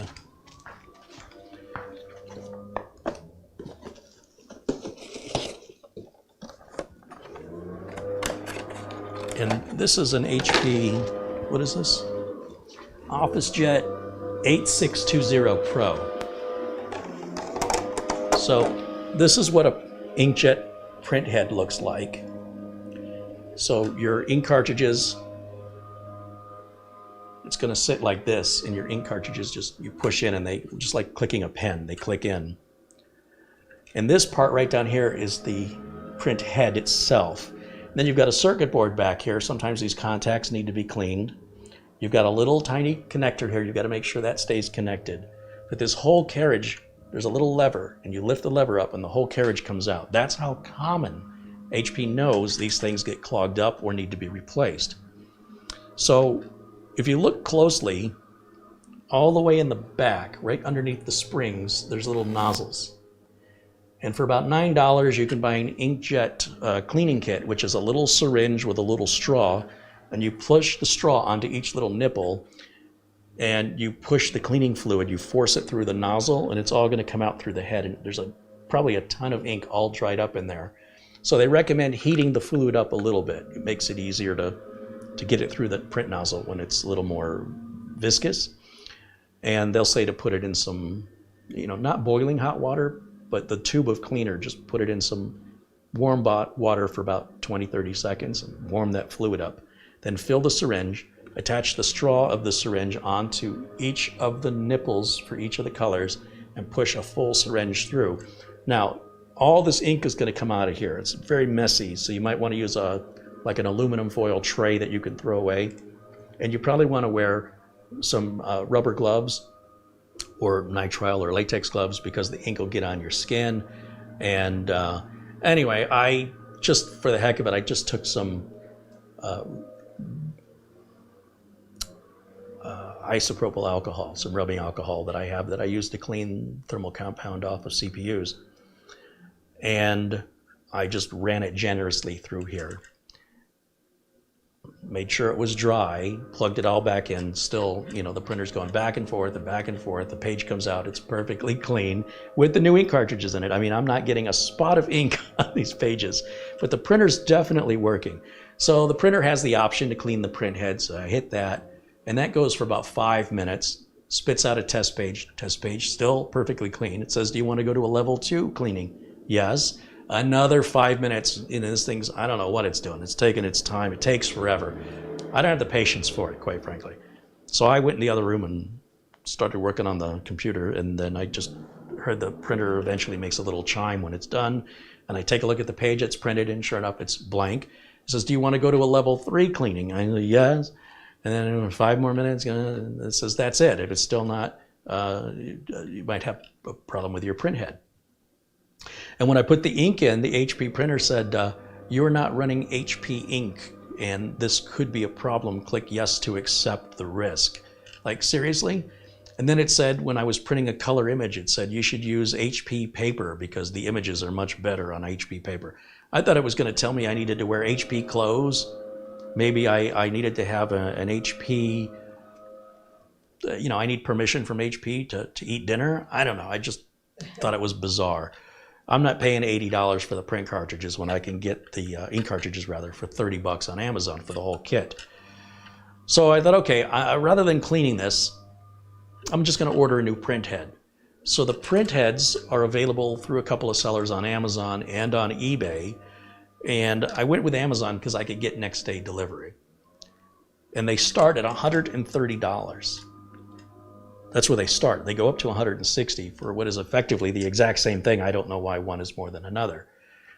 And I thought, I'm going to order it, and if it doesn't work, you know, if it doesn't solve what's wrong with this printer, I'll send it back to Amazon. You know, again, not necessarily that easy with eBay or other retailers. So sure enough, it arrived the next day. I popped it open, took the ink cartridges out of this one, popped it into the printer, closed the latch, put the ink back into the new one, did a test page, prints beautifully, not a problem, and didn't take as long of all the prep work the Inkjet does. So there could be something wrong with the circuit board. There could be something wrong with the printhead itself. However, that being said, a couple days later, the cleaning kit arrived, and the cleaning kit has a little syringe. It comes with little plastic gloves, and it comes with that little straw that goes on the end of the syringe. And you see, I haven't even cut the tape on this. But I thought, even though this problem is now solved, they do sell, Amazon sells refurbished HP OfficeJet printer for like $180. Now, granted, this printer was probably $300, $400 back when it was purchased. And the customer, for some reason, loves this printer. And this printer is Wi-Fi capable. So I had ordered another USB cable because the customer lost the USB cable. Then I realized we don't even need that USB cable. We'll just put this on their Wi-Fi network. I just upgraded their router, and then they can put it anywhere in the office, and they can use it as a scanner, they can use it as a printer, and as a color printer. It's just important that because it's an inkjet printer, if it's sitting for a while, you should be familiar with the print heads and how to clear them, because what most people do is they just end up buying another printer. And that's what this customer did, and they set the other printer aside, and there was no easy way for them to send it to e-waste. And I thought, well, let's just look at it. Some customers are more technical than others. This customer is not technical at all, so when something doesn't work, they just go buy a new one. And in this case, they set it aside because they intended to one day get around to disposing it. And so I'm like, well, let's take a look at it. Besides, they said they needed to buy a new printer for the next office over. I'm like, well, you got two printers sitting right here. They say, yeah, but they don't work. I said, what's wrong with them? I said, I can't remember. So that's how we got here.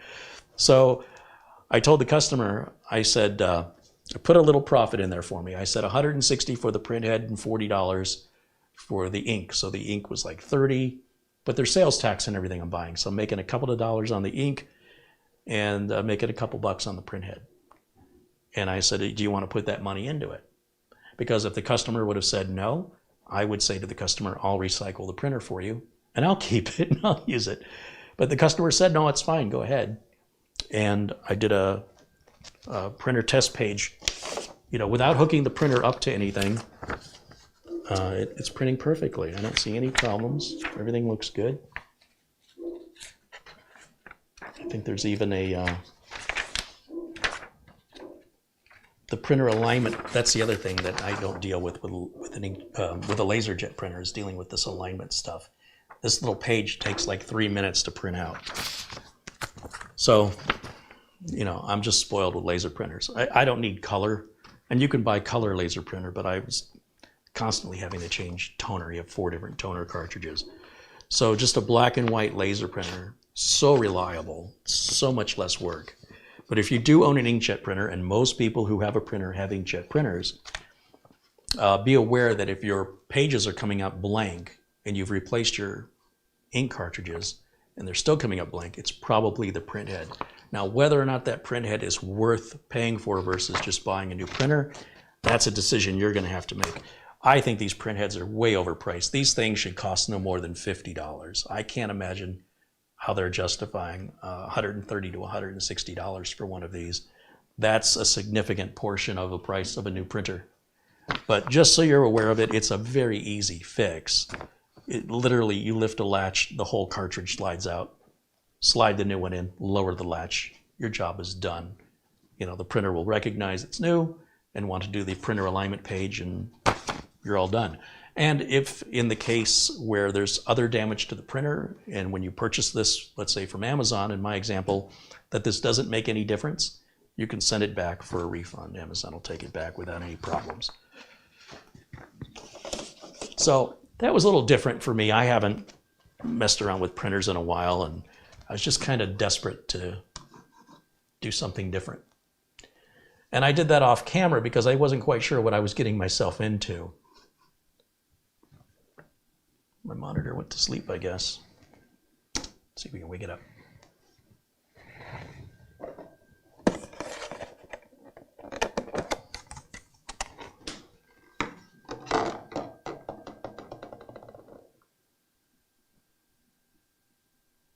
Let me go back over to this Ace Magician here,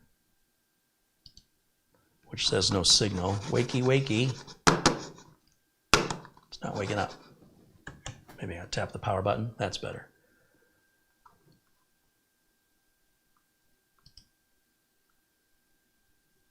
I'm going to check Windows Update while I'm here.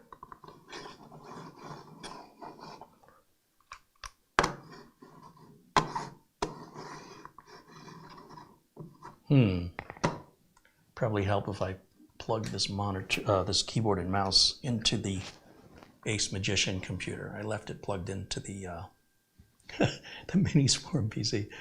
All right, let me just check for updates.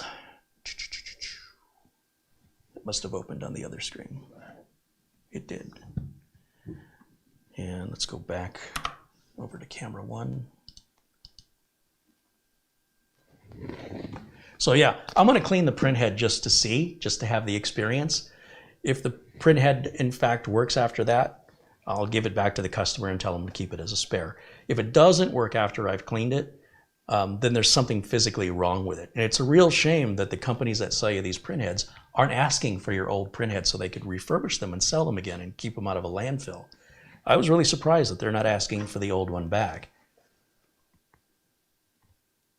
Or at least offering to accept it, with like a postage paid, put it all back in the same box and ship it back to them so they can refurbish them. Let's see, let me step around here so I can start that Windows Update process on this computer.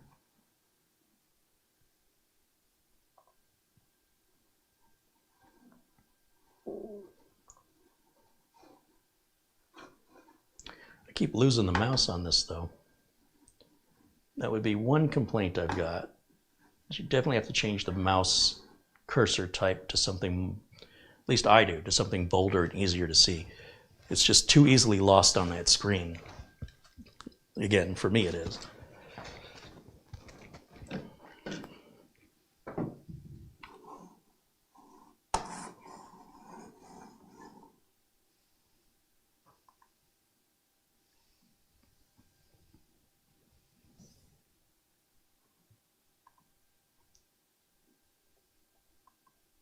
All right, that's going to put on Windows 11 22H2. All right, so back over to the chat. Let's see.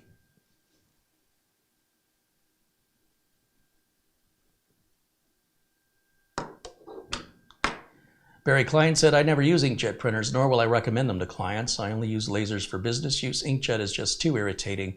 Overall, the lasers are cheaper to use per page. They're also less maintenance. They just run.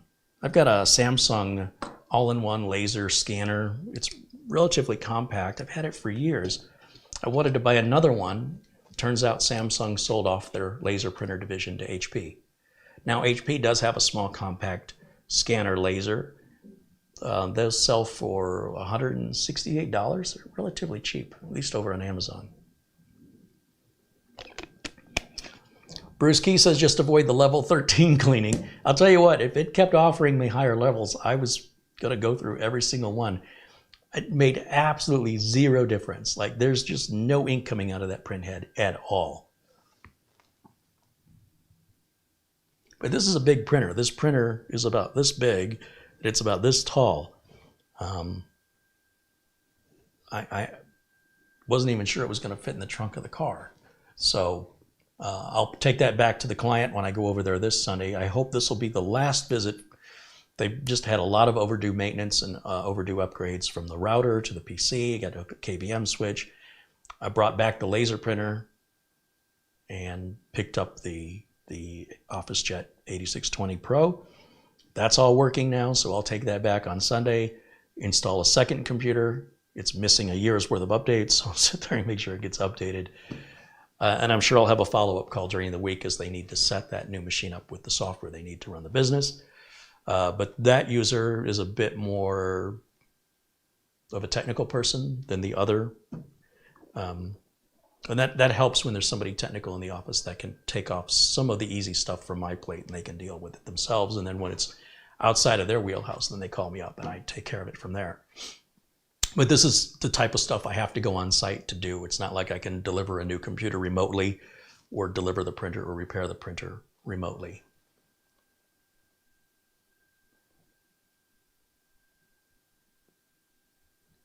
I still don't know if this print head is, physically, maybe there's something wrong with the circuit board, but I think it's interesting that the vast majority of time that people are getting blank pages, the solution is to clean the print head. And I'm fascinated that the circuitry, no one ever discusses the circuitry being bad. It's pretty weird to me to live in a world where the circuitry is more reliable than the mechanical stuff. But yeah, nobody ever mentions a circuit board going out. It's not like you can just buy the new circuit board.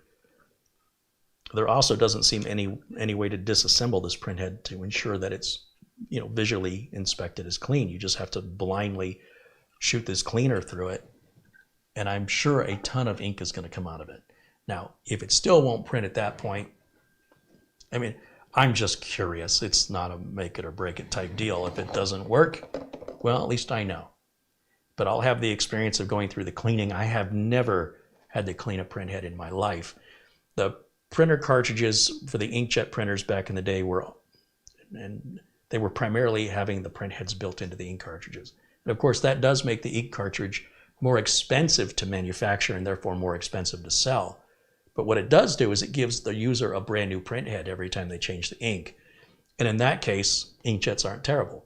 But when you're dealing with a printhead like this, the fact that they go out as often as they do for the reason of the ink drying and clogging, and it doesn't necessarily mean that this was caused by third-party ink. HP ink will do the same thing, give it enough time.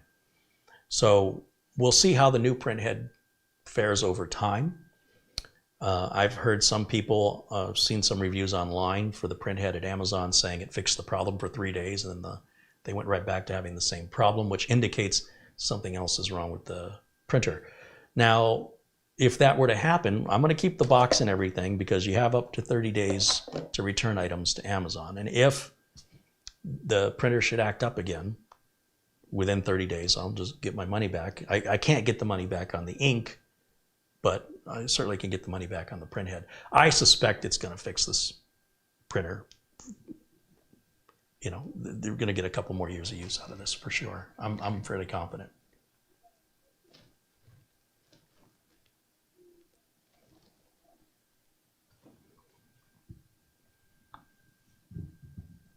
Trying to adjust this where there's no glare. Looks like I almost have to keep it upright.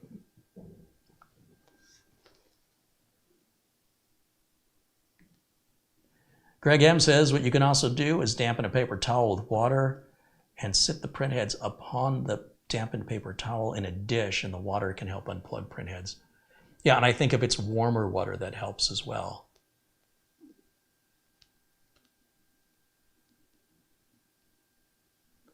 Lawn Dog said, I finally got an Epson EcoTank printer and life has been wonderful ever since.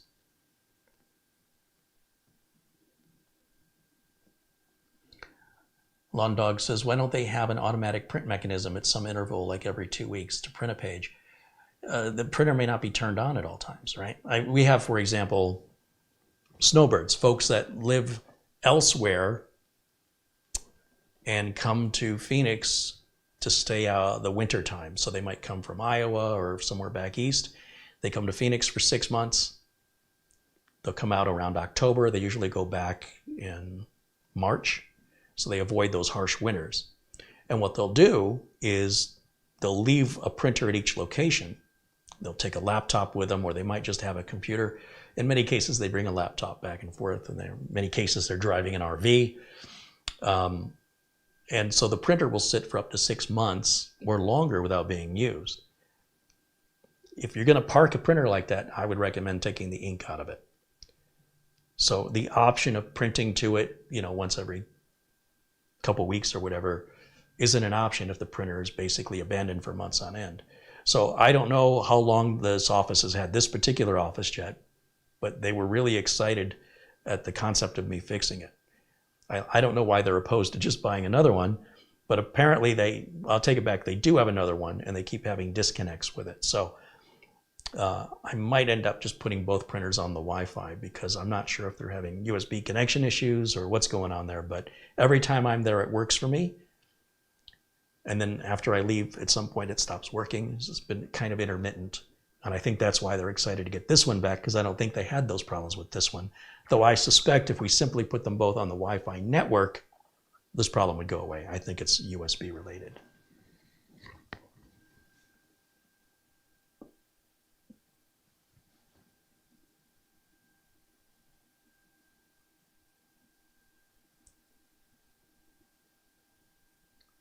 Robert Jones wants to know if they have these for Canon printers. It just depends on the model of printer. Some of the Canon printers have the printheads built into the ink cartridge. But you could Google your model of Canon printer.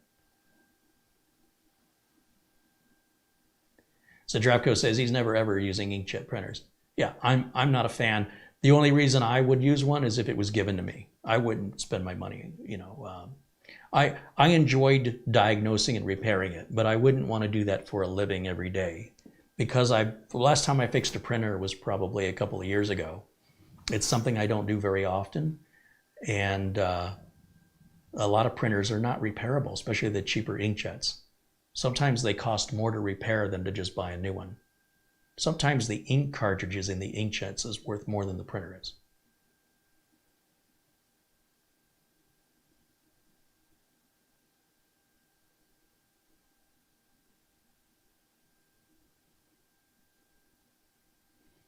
Mortant says he's got a Brother MFC L2710DW. So is that a laser or an inkjet? Sherry McFarland says she's got a Canon Megatank printer. I've never even heard of that. She said she's had it for 2 years and still have good ink. That's impressive. Dan Nilsson said he's got a Samsung Express M2070W laser printer scanner copier. Works perfect, no problem since I bought it for 7 years ago. Yeah, that sounds very similar to the model of Samsung printer I've got over at Studio A. Captain Blisky says the printheads are supposed to park in storage to help them from drying out. Good to check if your system has that feature. They say that, but I've never seen where that works. But then again, I only get calls when printers break. I don't get calls when they're working.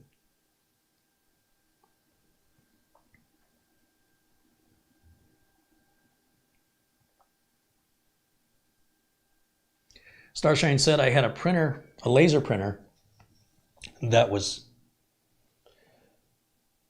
had a separate cartridge for each color, but would not just work if only the black was inserted by itself. If I wanted to print only in black or gray, it demanded every color ink. Oh, I guess that's not necessarily a laser printer, though. Sherry McFarland says, I remember when I was going to school buying Epson refurbished printers just for the ink that was included, but then I ended up with a stack of printers to get rid of. Yeah, for sure.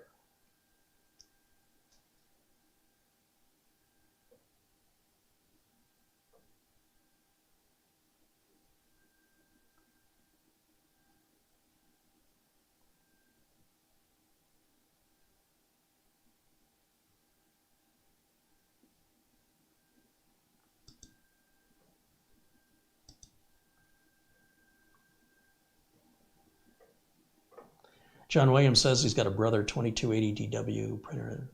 It uses a toner and it's Wi-Fi. Yeah, there's, in my experience, those are the most reliable printers. Not just with regards to the replacement of the toner having to be done much more infrequently than ink. They never dry out or clog up the way that inkjets are guaranteed to do over time. I don't know that there's any way to avoid it. If you have an inkjet printer long enough, you will eventually have clogged printheads, unless the printhead is part of the ink cartridge, and then you're replacing the printhead when you replace the ink. But that's more and more uncommon. It's the way HP used to do things back in the day. They still might,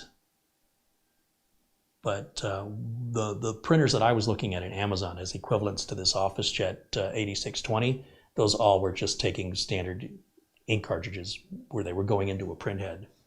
So I'm sort of concluding, based on that anecdotal experience there, that HP's moving away from having the printhead built into the ink cartridge, and likely that's for cost reduction purposes.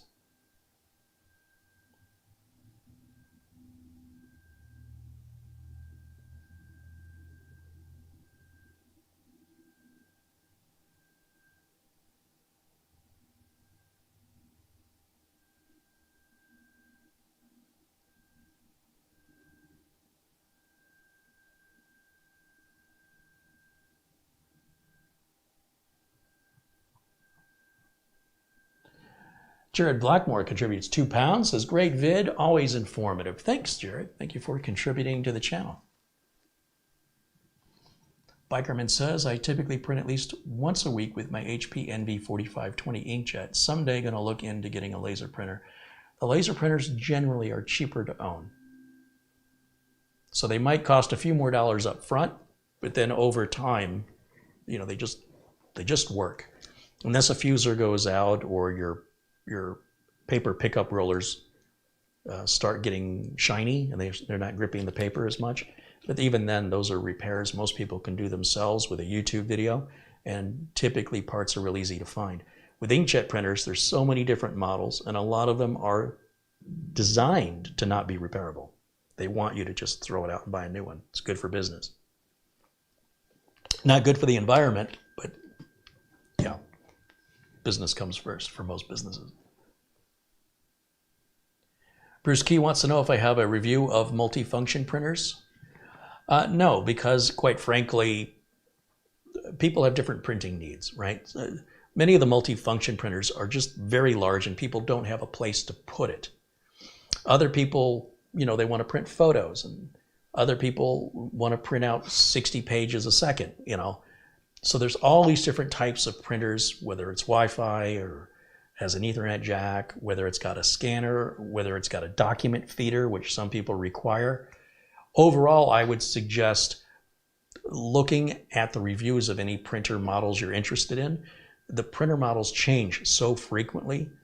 Within about a year, whatever model you got to know and love probably isn't offered anymore.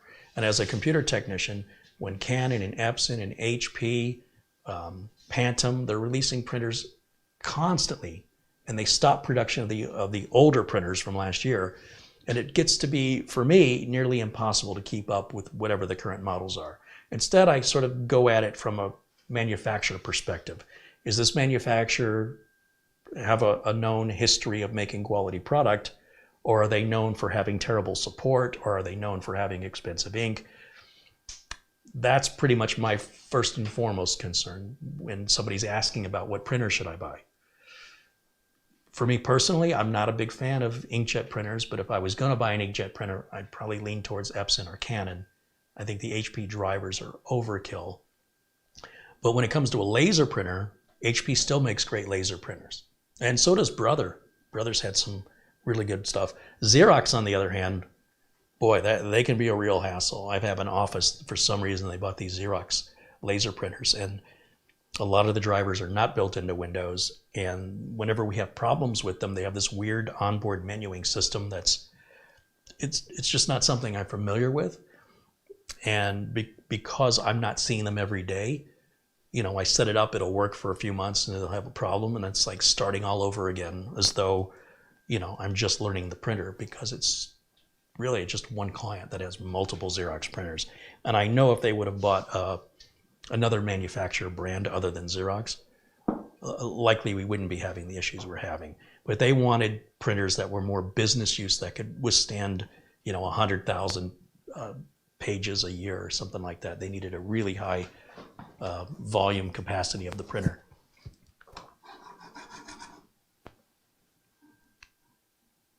And that's still downloading the Windows 11 update, taking its time. All right, any final questions for me? We're just a little over 2 hours in today's broadcast. I like to keep them around 2 hours. Sometimes I go 3 or 4 or 5 hours, but I'll give this opportunity if anybody's got any questions related or unrelated to what we reviewed, talking about the printers, talking about the monitor, or any other technical questions or issues that you're having. This will be the time. I will do my best to provide an answer for you. Sometimes people reach out to me in email. I don't offer that free support through email. I offer it right here through YouTube, with the exception being members of the channel can reach out for technical support. But in general, I just don't have enough time to answer the general public other than during a live video. And the other benefit is, because your question and the answer I offer are live on video, anybody watching the video in the future may benefit from that information versus a private exchange. Sherry McFarland says, thank you for the great informational stream. Well, thanks, Sherry. And thanks for Sherry submitted a new thumbnail for me to use as well. So hopefully I'll get to using that soon. John Williams says, Carrie and chat, thanks for the live stream. I'm going out to clear some snow and get ready for tomorrow. Have a good night and weekend. Thanks, John.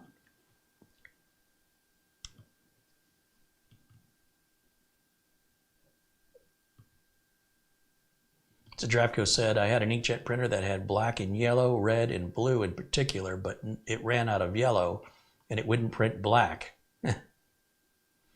Taco said he had a thermal printer that he had to use aluminum coated paper. I had one of those back in the day.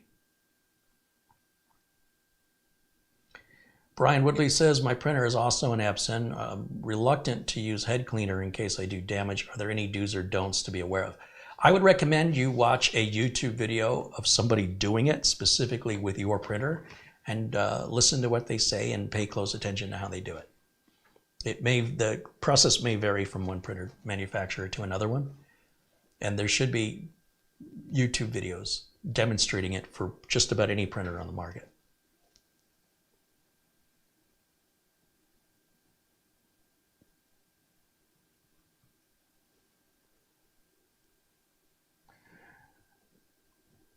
DVSD says, I'm wondering if you plan to keep that LG monitor you just reviewed. Yes, yeah, I plan to keep it.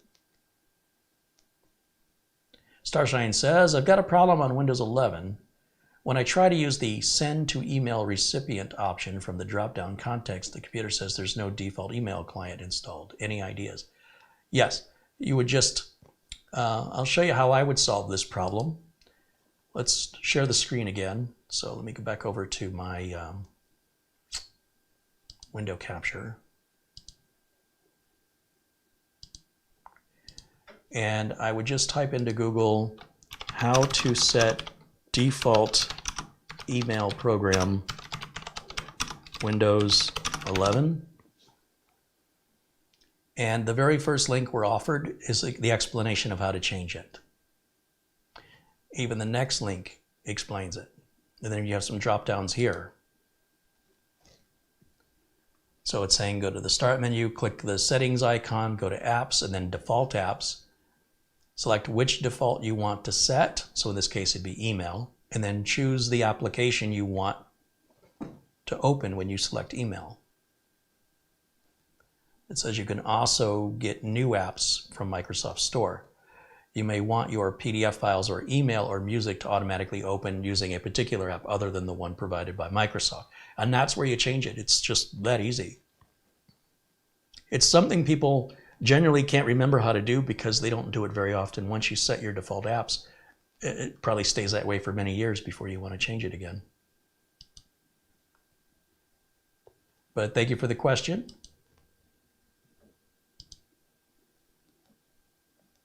Bruce Key wants to know if I have or recommend a scanner. I bought a Brother printer, but I bought a scanner capable device.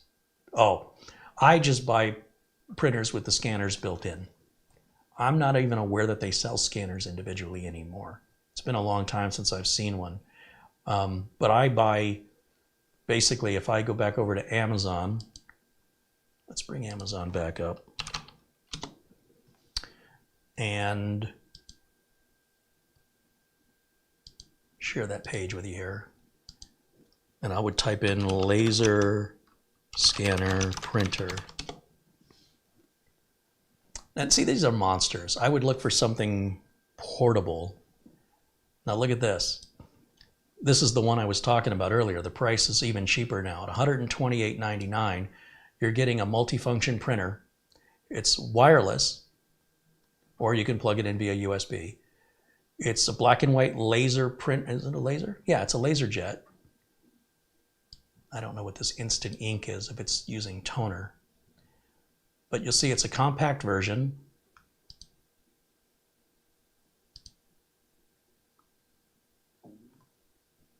So your scanner's on the top, unless you need an automatic document feeder.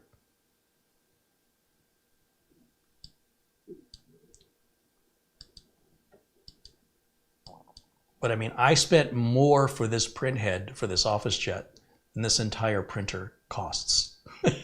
That's how crazy that is. So if you want one with a document feeder, like if you're scanning a lot of documents and you want to scan both sides, there's certainly plenty to choose from here. Like this has duplex printing, meaning it'll print on both sides of the page. And it likely also has duplex scanning, and it's also a laser printer, and it's also has the wireless option, and probably a bigger capacity paper tray, which is important for some people at around the $250 price point. And the OfficeJet Pro,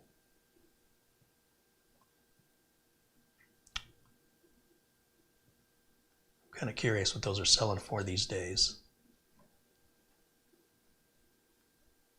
These are all too tiny. So that doesn't have a scanner on it. Look at that monster. A couple of paper trays there.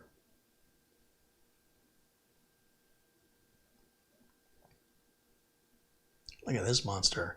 Phantom, their drivers are so terrible, but it's not a great printer. It's a cheap, Chinese-made printer. It says it's got a 1-year warranty. I think it's more like a 1-hour warranty, but I've got a Phantom printer because I wanted to evaluate it before I would sell one to a customer. I've got this one right here. And this was a bear to get working on the network. And it was like, sometimes it worked and sometimes it wouldn't connect to the Wi-Fi. And then all of a sudden one day it just started to connect automatically, and it's been fine ever since. But when I would lift the lid to scan like FedEx receipts, it made this loud popping sound like something wasn't working right. And I went to lift up the lid the other day and the hinge busted on it. So basically the screws came out of the mounting holes in the lid. So it's just cheap stuff. I wouldn't buy another one of these. And it's just, the instructions were really, really poorly translated. I struggled as a technician to get that thing working.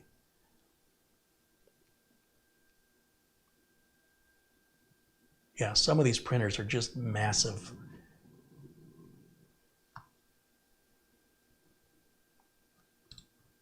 And I don't need the document feeder, right? That's the whole thing with this Phantom. Sorry, my mouse is getting out of control here. The Phantom at that price is a very aggressive price point to have the document feeder, you know, to feed in a stack of like 35 pages and it'll scan them. But I just lay like a FedEx receipt down and scan it. If I have multiple pages to scan, I'm still old school. I lift up the lid and I place the page down. I never ever use the document feeder. So I could save some money and I've just bought that little HP. This little HP also has a shallow document feeder here for $225. I wanted to see what the current model office jets are selling for. Let's see.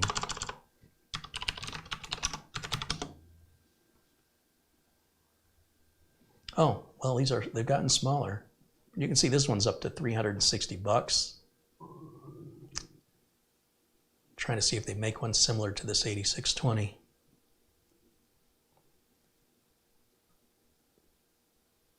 $43 for the kit of ink.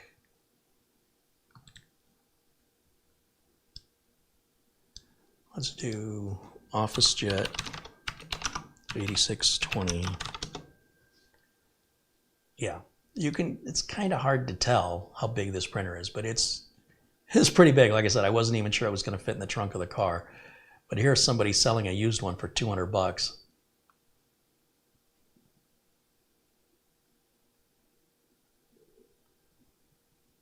So you need a lot of space for a printer like this, and it just goes, the print head goes back and forth and back and forth.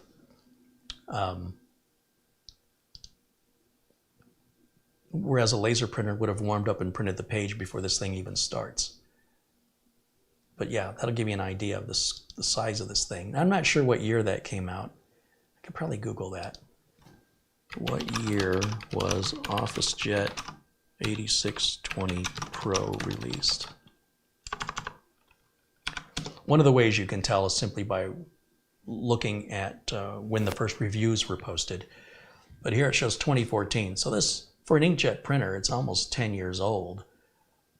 I'm sure it wasn't designed to last 10 years.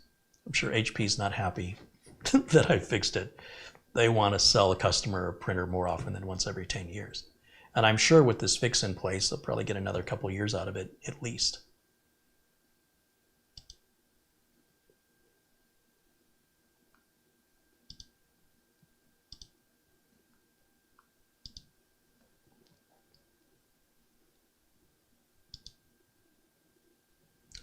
Bebo contributes $5 in Super Chat. Right on. Thank you, Bebo. Gary Carbon with $4.99 says, hello, Carrie and chat. I'm thinking about turning a Dell Precision TS500 into a NAS. Yes, well, I mean, you could certainly do that. I personally prefer to use a NAS because it's smaller, doesn't take up as much room. You don't need a keyboard, a mouse, or a monitor. But there are plenty of videos here on YouTube that can demonstrate how to use FreeNAS.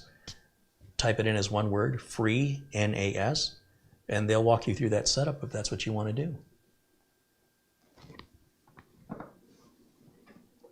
Zvi Manor said I paid less than $40 for a print head for a different OfficeJet Pro 6960 that I own. I bought it from AliExpress and now it's running perfectly. Yeah, so the problem with ordering from AliExpress is the ability to return things, and it can take up to 3 weeks for anything to arrive. So I needed something I could have the next day so I can get this back to the customer by the weekend, or at least know if it was repairable and have the ability to send it back if it wasn't. So I don't want to gamble that way in my business, because the number of repairs I get, the number of projects I'm taking on in any given week, I don't know how many it is, it's several dozen. And if I take a risk like that for each one of those and I have to delay each one waiting for the mail to arrive, yeah, it's worth it to me for peace of mind and to get things done quickly to just go through Amazon, even if I have to pay a little more. Now, when I did a Google search just in general on the printhead, just to see what other prices were available, I didn't find any other significantly cheaper price from, hitting the shopping tab on Google.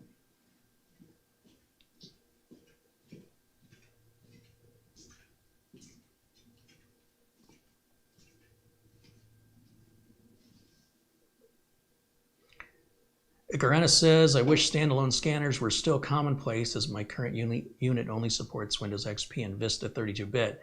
My only option is a virtual machine or buy software that costs more than I just paid for the scanner to begin with.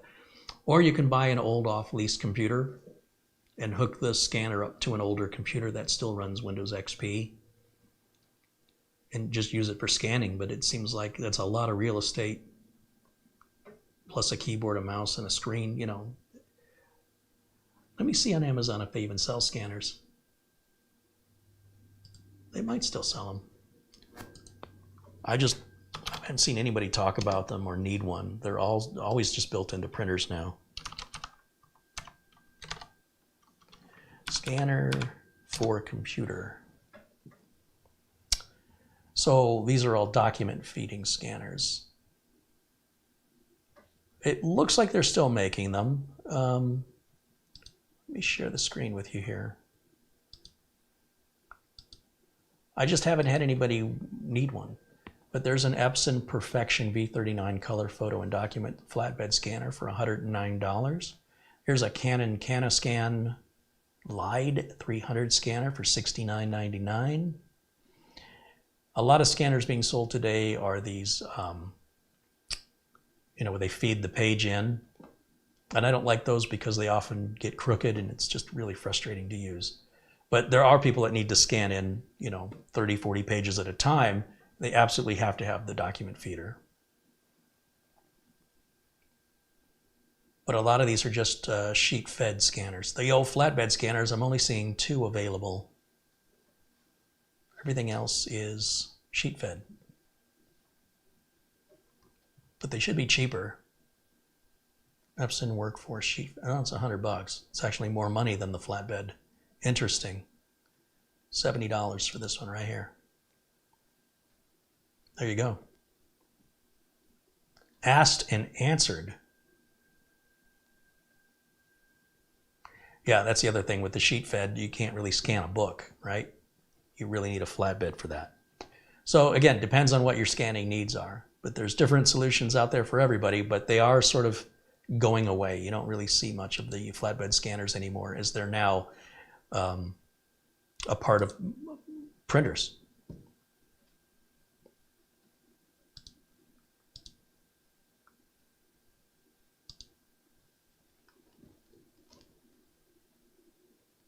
John Wilson said he's got a standalone handheld scanner that he's had for many years. I wouldn't have the patience to use a handheld scanner. Craig Lilly said, years ago I got a cheap laser printer for $90 at Best Buy, HP brand. And when the dinky toner cartridge ran out, I found out the full-size toner was twice the price of the printer. Yeah, they'll give you like a starter toner cartridge. Yeah, and it's like 1/3 full or something. Yeah, that's a pretty common tactic.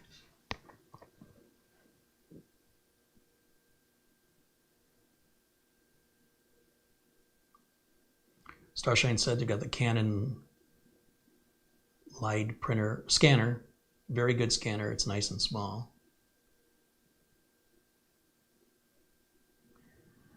Daniel Emberley makes a good point and says a lot of people will take a photo with their smartphone in lieu of scanning. Yeah, my Galaxy S22 phone, if it senses I'm taking a picture of a document, a square yellow box or rectangular yellow box appears around the document and the button scan comes up. So instead of taking the photo, I hit the scan button, and what the phone does is it automatically takes a photo of the document, even if the document's on an angle, and it uses it as a scanner. It automatically, using its own AI, straightens the document out and crops away anything around the document. So it's just like it came out of a scanner. It's really, really good. But that's a good point. I completely forgot. I've done that myself numerous times. It's been it works better than I thought it would. I was quite impressed with it. Paul Kitching said those slim flatbed scanners are usually compact image sensors. They're plastic optics. They're not great, but they're fine for occasional use. If you really want or need quality, look at CCD or charge couple device scanners. Those are all glass. Yeah, depending on if you're scanning documents, in which case that's not necessary to have that much detail, or if you're scanning images. But a good point. I'm glad you brought that up. But you do get what you pay for. So always bear that in mind. PC Fishing says, I just upgraded my laptop to Windows 11 a few days ago. So far I like it. I'll have to register on the Windows 11 forum. A lot of members there are from the Windows 10 forum. It's a great place if you really want to delve into any particular software product that you look at Reddit in particular for forums. And Microsoft has their own forums. And there's a lot of enthusiasts who dive in much deeper than the average user. And if you're into that, those places are much more useful than just random Google searches in general.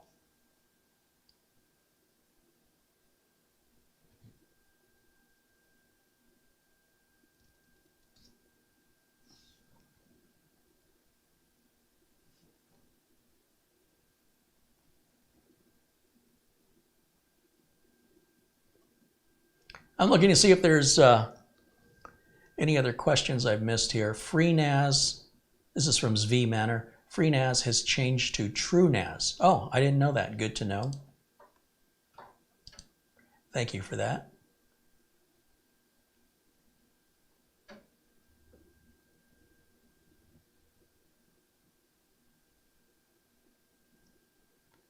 Okay, last chance for questions. We're going to wrap this up at 3:30, which is about 6.5 minutes away. So you've got about 5 more minutes if there's anything you want to ask. And Ron Barnish says good night. Oh, right on, Ron. Thanks for hanging out with us today.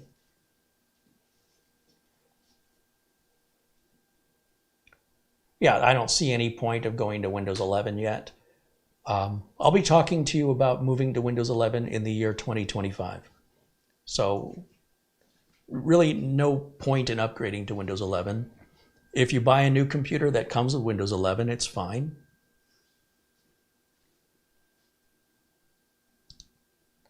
But I wouldn't, if I had a computer with Windows 11, I would not downgrade it to Windows 10.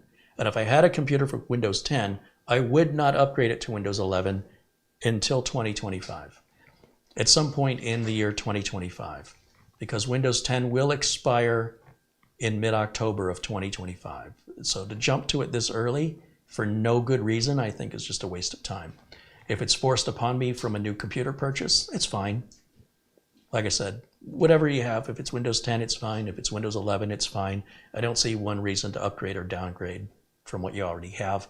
There's really not much difference between them.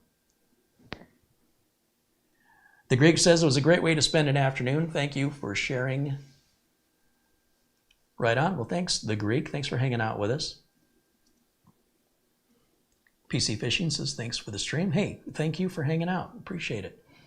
My whole studio page here on YouTube has just buffered for quite some time. But my OBS stream is solid, so I don't know what's going on with YouTube today. I don't know if you guys experienced any buffing issues, but I will say that OBS shows it never dropped 1 frame this whole broadcast. Look at this, Jack Wilson with a $50 Super Chat contribution. He says, Carrie, you and the camera girl have dinner on me. All right.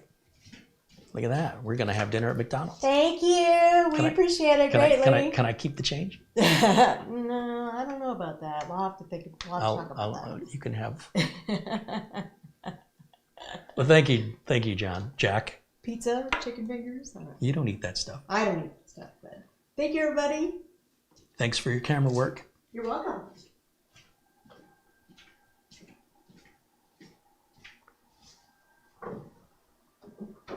Craig Lilly says, thanks for this informational stream. Well, thanks for hanging out with us, Craig. John Paul Bacon says, take care and blessings to all.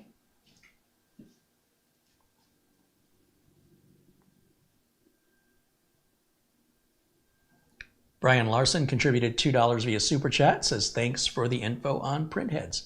Yeah, you're very welcome. I hope you found it useful. Sort of store that in the back of your mind, plant that little seed there, because if you have an inkjet printer, you will eventually likely have to deal with clogged printheads at some point. And don't be afraid to search YouTube for demonstrations of how to correctly clean the printhead model for the printer that you have. I wouldn't just watch any generic "here's how to clean a printhead" video. I would watch a video specifically to the model of printer you have.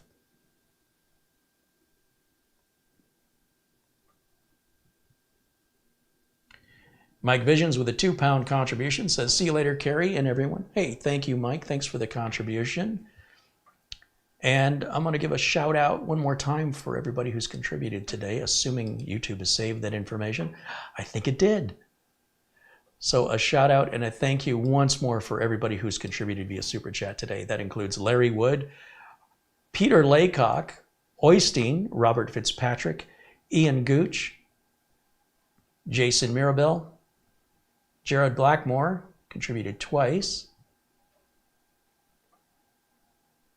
I missed an earlier one from Jared. It was a £5 contribution. He said, catching a live feed for once. I'm off of work and it's always entertaining. Sorry, I missed that earlier, Jared. Thank you. Gary Carbon and Bebo, Brian Larson, Jack Wilson, and Mike Visions. Thanks, you guys, for helping to support the channel. And thanks to everybody watching and everybody who's participating in our live chat, especially to all the folks in blue that help keep it civil in there when we sometimes get some unruly guests that come in. And it's nice to have those folks in blue allowing me to keep focused, which I have a hard enough time doing without unnecessary disruptions from guests who don't behave. So big shout out and appreciation to both the supporters and the moderators. And for those of you who aren't turned blue yet, just keep being a regular in the chat room. Be friendly so I can see you. I've already turned 3 new folks blue today during today's live broadcast. Once I start to recognize your name and I see that your comments are kind and often very helpful, they don't have to be helpful, they just have to be kind. It's just a while before I recognize that and I will turn you blue. And then I don't have to worry about who you are, right? If I see that you've been turned blue, that means you've gained my trust. And that's how I can keep track of folks who are new versus regulars when we're dealing with the massive quantities of viewers we get here on YouTube. It can get very confusing for me. So thank you guys. I hope that we add more to our Blue Mod crew and to our supporters as well. I will be live on Monday for members only at 1 o'clock Phoenix time. These are videos that never go public. It's just a small little hangout, typically not more than a couple dozen viewers. And we just hang out together like as though we were in person. That's why those videos aren't for public. We can talk about things. We don't have to worry about somebody stealing my, gathering information to cause me harm, or certain subjects that are off the table for the public videos are available in the members only videos. And that's why they stay members only after the fact. So that's one of the benefits you get from being a member here, but also you help to support the financial investments I have to make in buying equipment to review. So I'm sure if I keep buying things from Amazon, reviewing it and sending it back, Amazon's going to shut my account down, and then I'm going to be in a world of hurt. So again, I appreciate all of you. Thanks for watching. I hope you have the rest of your Friday is pleasurable, enjoyable. Hope you have a safe, happy weekend. I'll see you all. Well, I'll see members on Monday at 1 o'clock. Until then, bye for now.